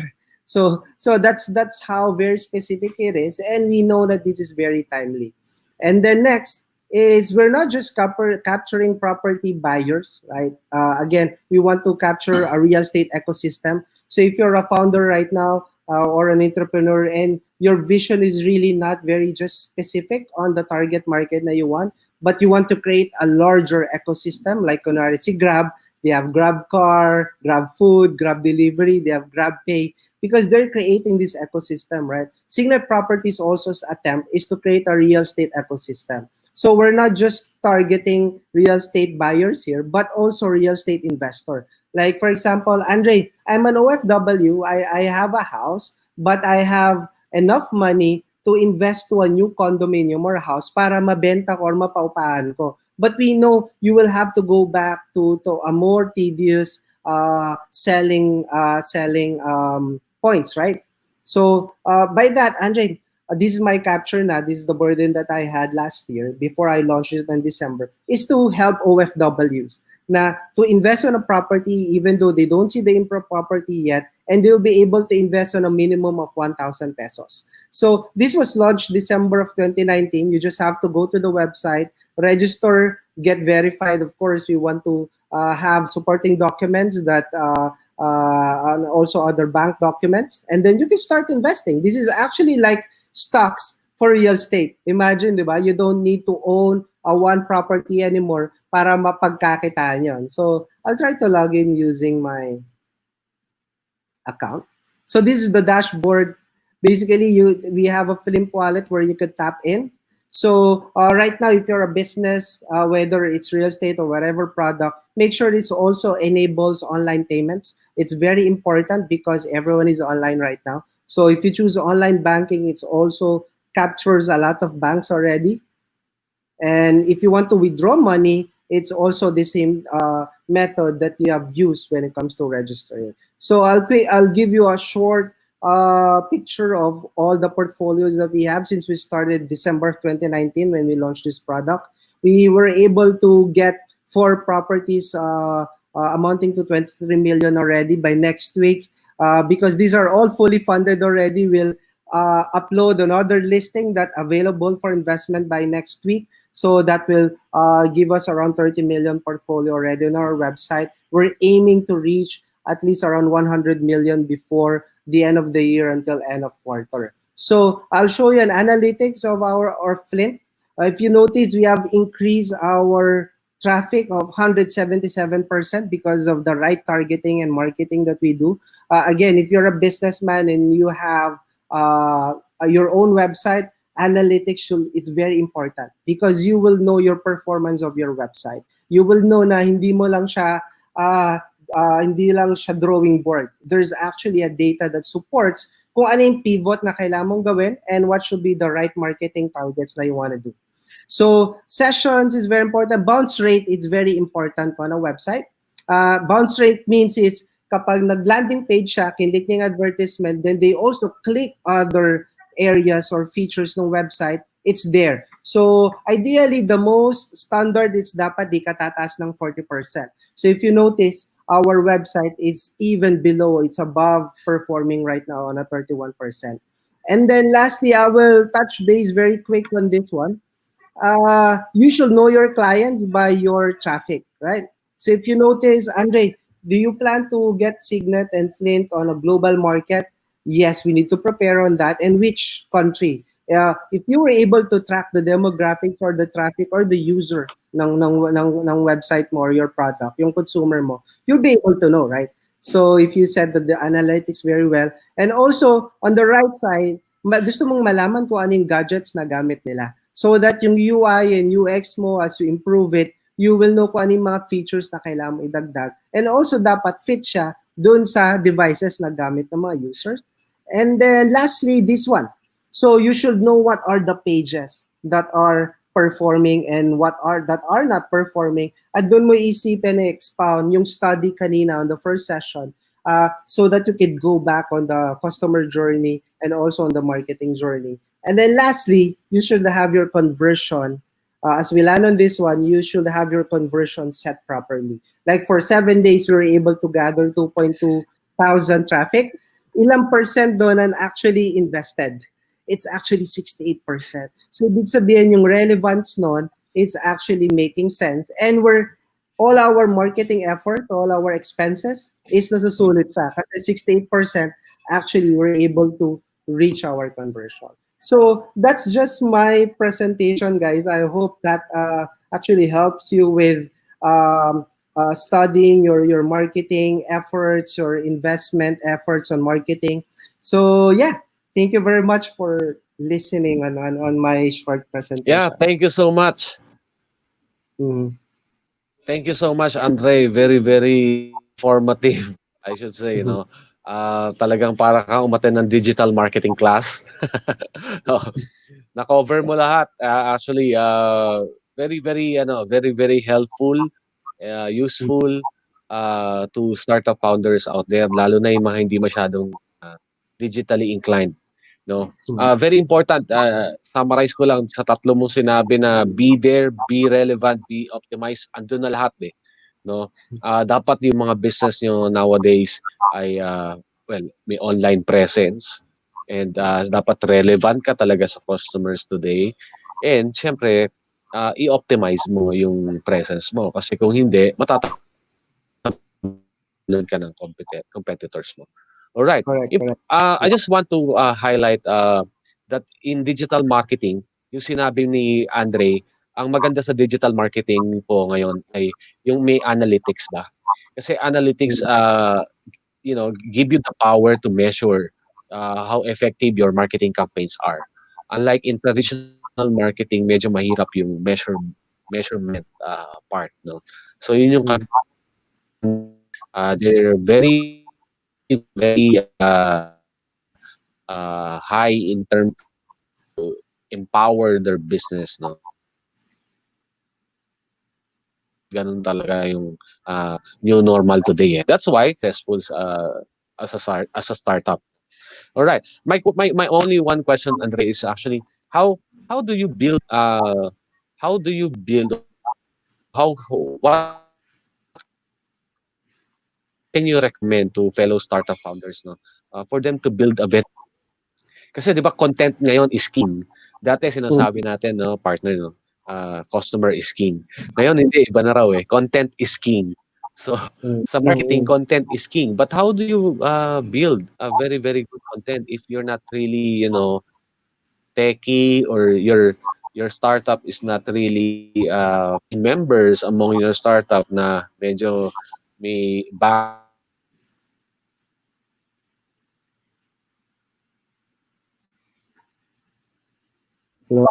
Okay, I think Winner B is having some technical connections, no? So perhaps I could proceed with mine. So I resonate very much with Winner B, and I do applaud you, Andre, because being in the digital world already, you're lucky because you have lesser costs, as you mentioned, no? And your focus is on the other aspects, which is iba naman on the maintenance of the tech side, all of these things. And it's very interesting because of course, real estate is a very good industry. And ako din personally, I'm a fan of data. Yan, no? Kasi analytics is truly, truly important. And I love the word optimization and all of these things, no? So I also like the fact that your discussions are balanced in such a way that you focused more on digital marketing, which everyone wants to learn more about now. And, luckily, the millennials and the Gen Z, part na to ng life nila eh. That's exactly what Ethel mentioned also. And wala na rin choice, no? Kasi with the pandemic, everybody is online, as you have mentioned, no? So yun, Winner B. I was just sharing kay Andre, my sentiments. And also, I agree with what he said earlier that regardless of how great your website or whatever tools you are using, it won't matter for as long if you have the wrong market. Gaya nga ng sabi nila, good marketing makes a company look smart, but great marketing makes the customer feel smart. And I think that's something that we learned today, yung importance ng target market. Now, as you were saying, Winner B, may question ka naputol kanina. ako. Sorry again, my partner. So, I was asking kanina, how do you build good content? Kasi 'di ba sabi ko before, ang customer is king. Sabi natin 'yan, no, sa marketing natin. But now hindi na eh. Content is king, importante ngayon ang content. Andre, anong ma-share mo sa mga fellow founders natin na hindi naman masyadong techie, hindi masyadong digitally inclined, or wala silang members among their team na may background in graphics? Paano 'yun? Well, you know what? I'm also not a marketing guru when I started my company. But I guess what's very important is involve yourself in the community. That's very very important. It's there's a lot of startup founders there too that has their different skills. I guess one of the keys really collaborate. Even though I have my marketing team already, we still outsource a lot of teams and agencies and involve myself on events and communities of startup to get ideas, right? That's part of innovating is you don't just settle of who you are. Again, you should be able to involve in your community. There's a lot of startup communities, right? So download some feeds there. And also collaborate. Hey, can we sit down? What do you think about my contents? I'll tell you about my contents, and then for sure there's a fruit out of those partnership or collaborations, right? When it comes to content, is very vague, and then also it changes pa on specific target market and products that you have. So might as well get a lot of people on the boat to collaborate with you to create contents. That's why again, a leader should be a very good when it comes to collaborating, and not really insecure when it comes to innovating and getting contents from other people, right? So that's what works for me for when I start up my company, because I don't have too much funding, and I don't want to spend a lot of money too on building a lot of contents. The key is, partner and collaborate with someone, involve yourself with the community, para you can download and be more creative when it comes to contents. Yeah. Creativity is really small. And then again, because my focus is development and tech, so syempre, I don't want to consume my time on trying to be an expert on an area, specifically on contents, right? So you need to involve yourself to people that are expert on that industry, and then download and then collaborate. Yeah. Okay, perfect. Tama yung sinabi ni Andre, no? Collaborate. Kung hindi mo kayang gawin, don't try to do it yourself. Lalo na, hindi ka naman masyadong trained to do that. Or Yeah. outsource, di ba? There's Outsource, nothing wrong. There's nothing yeah. wrong in outsourcing, di ba? Mhm. Alright. Oh, partner Dr. D, may question ka? Yes, I definitely have a question. So, syempre, pag digital, pag tech, ang nagiging issues niyan possibly would be security. And you mentioned that you're into leads generation as well. So, I'd just like to ask, also for the benefit of those who are now creating websites, madami na kasing nag-shift, di ba? How do you address the technical aspect of data protection and also the legal aspect of data privacy? What's your tips for Well, others? that's a very good question. What we do is, again, tap an expert to come in and play, right? So we've tapped in with outsource agency that are very specific. Their business is about privacy, data privacy, about security, about to enable to do a regular pet test for us when it comes to if there are any penetration, especially our lead generation, and also we do have money aspect or fintech aspect on our database to secure bank informations and all. So we tap an outsource company.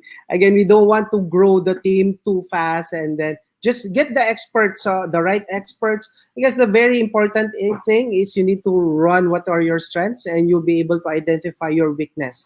And then your weakness are the people that you need to tap, right? You don't want to, as a founder, you don't want to really be expert on multiple facets, but you have to identify your weakness so that you will know who are the people that you will tap. So when it comes to security, we tap an outsource agency for to make sure that all the data and all the websites are also secured.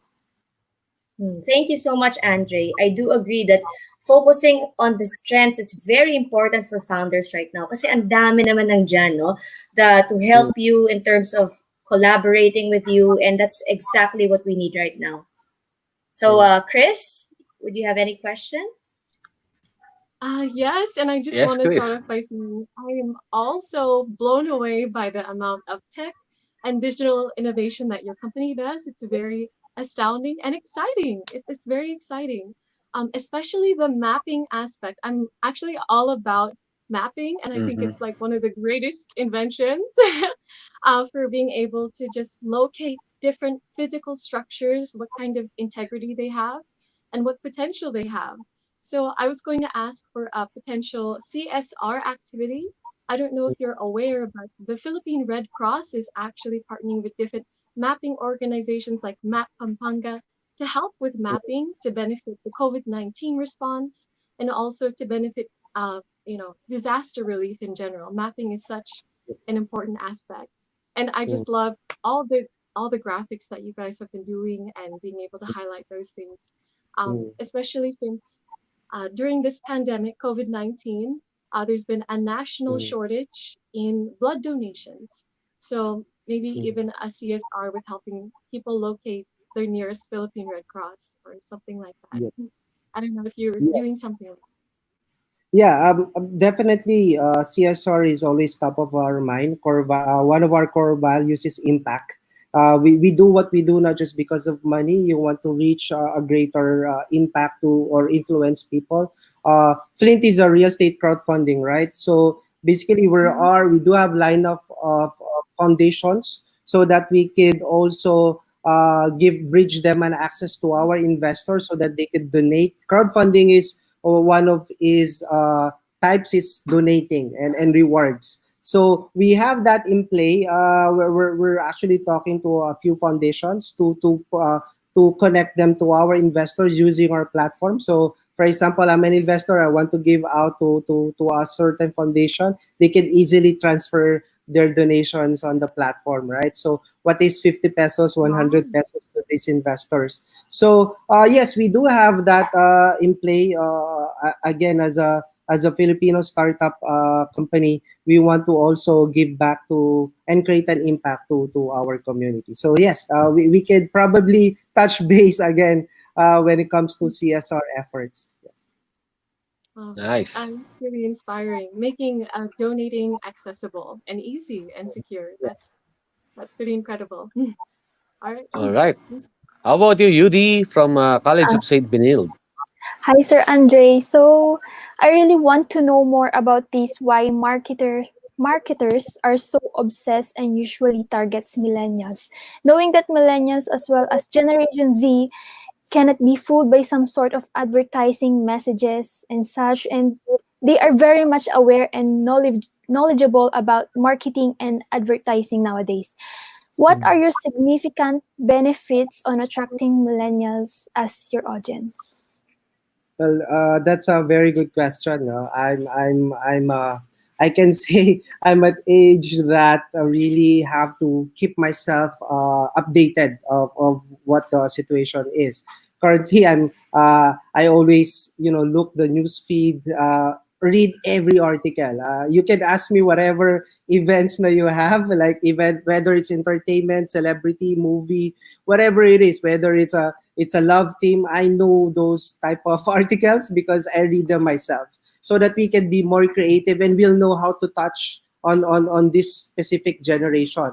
Again, the baby boomers, which is the 80s, 70s, are all graduating right now, and most of the users or consumers ng online are all millennials and Gen Zs. So if you're a marketer, you should be able to adapt. Especially online is very critical na, and then putting in a creativity to reach the Gen Zs and millennials, mas malaki yung problema, right? So again, you need to be very creative. You don't just have to be very visible, but really relevant. So by doing this, you really have to keep your hands. You need to be hands-on. As a founder, you have, even though this is not your interest, but if it's everyone's interest, you have to read it. You have to read the article. You need to study that, and then again, you need to, again, for example, kung Facebook yan, you have to have a Facebook pixel installed on your website para you will know, makuha mo who are this traffic, at para kung di sila pumunta sa website, you can reach them through social media. That's what a Facebook pixel is. So again, I'll draw in on being hands-on when it comes to your content, and then second, it should always back up by data. Na you have, at the end of the day, you have an analytics to check if those marketing efforts really are efficient. Thank you, Sir Andre. All right. Thank you, Andre. Thank you, Yudi. Before we end our episode today, Andre, any announcement or final words for our audience globally? You mentioned kanina that you have a new platform called Flint, and you're targeting OFWs. I want to tell you that the V81 Radio's number one audience are OFWs. Perfect. Yeah. All right. Talk to them Yeah, now. I would like to invite you to go to flint.com.ph. That's another product of Signet Properties that is for real estate crowdfunding. We do have around closely 3,000 investors on the platform already. Second target are Singaporean OFWs and also UAE, Dubai, and Japan. Those are the three areas that are very strong with. We are also back up with crowdfunding license and regulatory. So this is very legal. I know investing is taboo in our country, and we're really not that comfortable yet. That's why we put the platform on a low cost with 1,000 pesos. What's 1,000 pesos, right? So sige, lagay mo 1,000, invest it on a project. We'll launch our fourth project by next week. And then if you saw that this is efficient, something that you can trust, you're comfortable with, and also we want to target to the millennials like you, Like for example, start the habit of investing. You don't invest on a huge amount of money. Invest on be faithful on small things before you could be faithful on big things, right? That's what they always say. So yeah, go to flint.com.ph, register an account then for as long as you're 18 years old, above your legal age, and then you will just have to upload your valid IDs and proof of billing, because we're also a regulatory of AMLA. We want to make sure there's no anti-money laundering act. We follow that.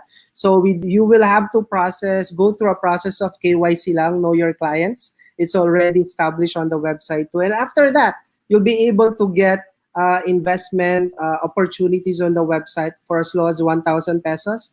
And then we will provide you repayment schedule too, para alam mo when to expect this money na returns mo.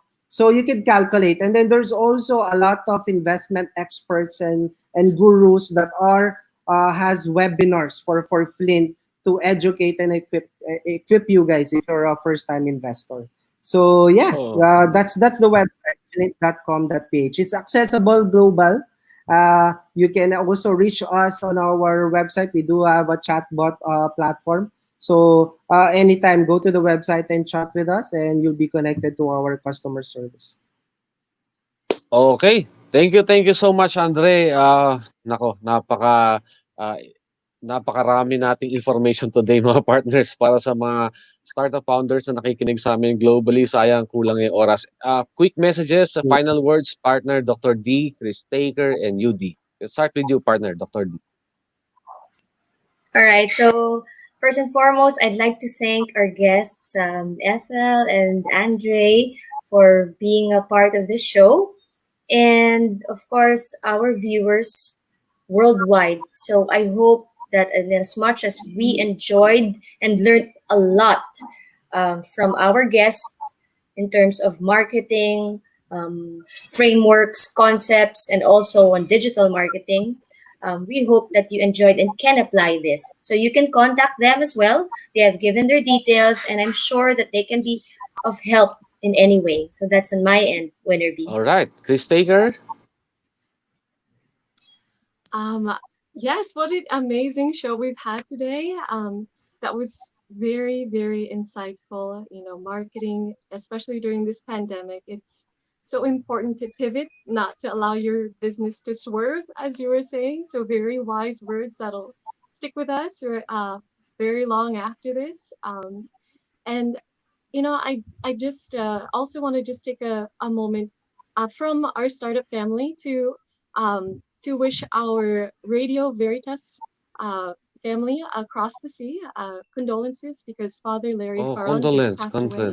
So condolences. So as a Christian nation, a lot of Filipinos tune into him. Yeah.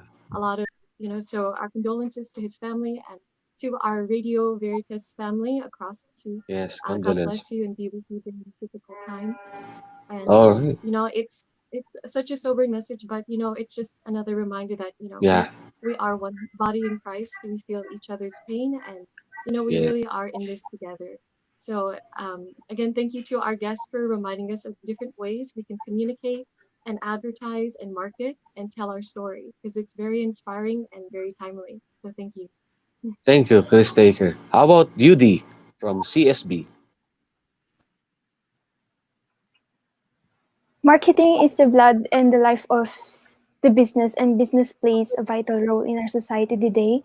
And so thank you so much for giving us more information that we can use, most especially now in pandemic, that we are all in digital and very techy. And so, thank you so much for having me today, and till next time. Thank you, Sir Andre and Miss Ethel. Thank you so much po All sa right. inyo. All right. Thank you, everyone. And ang susunod po nating episode ay episode 12 na. Sales naman ang topic. Napaka-exciting din po. So please, sumubaybay po kayo on August 2, same time, 10 a.m. to 12 noon. Ayan, dito po nagtatapos ang ating programang Startup Nation. Muli po, maraming salamat sa lahat ng mga tagapakinig at taga-subaybay namin sa buong mundo. We're asking you to follow us on Facebook and subscribe with us in our YouTube channel. And marami po kayong matututunan dito sa mundo ng startups. This is Winner B reminding you again, not to be afraid to take risks in your life. If you lose, you can learn. If you win, you can guide. Ayan, kami po uli ang but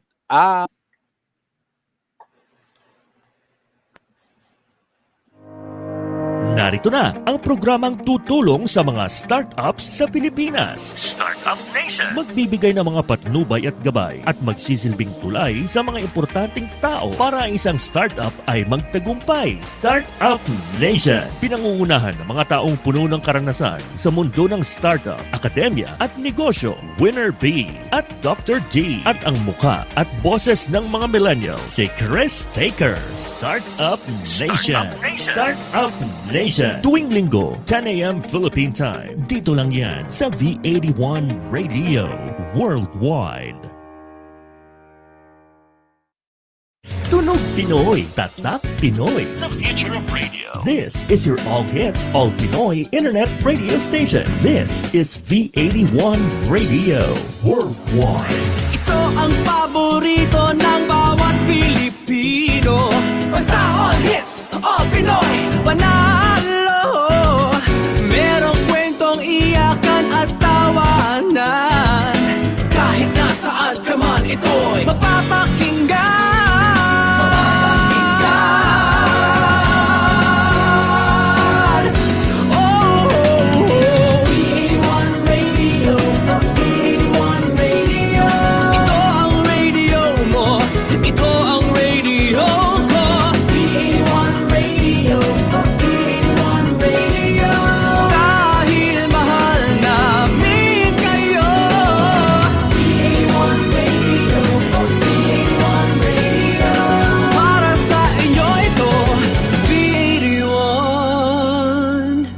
Radio.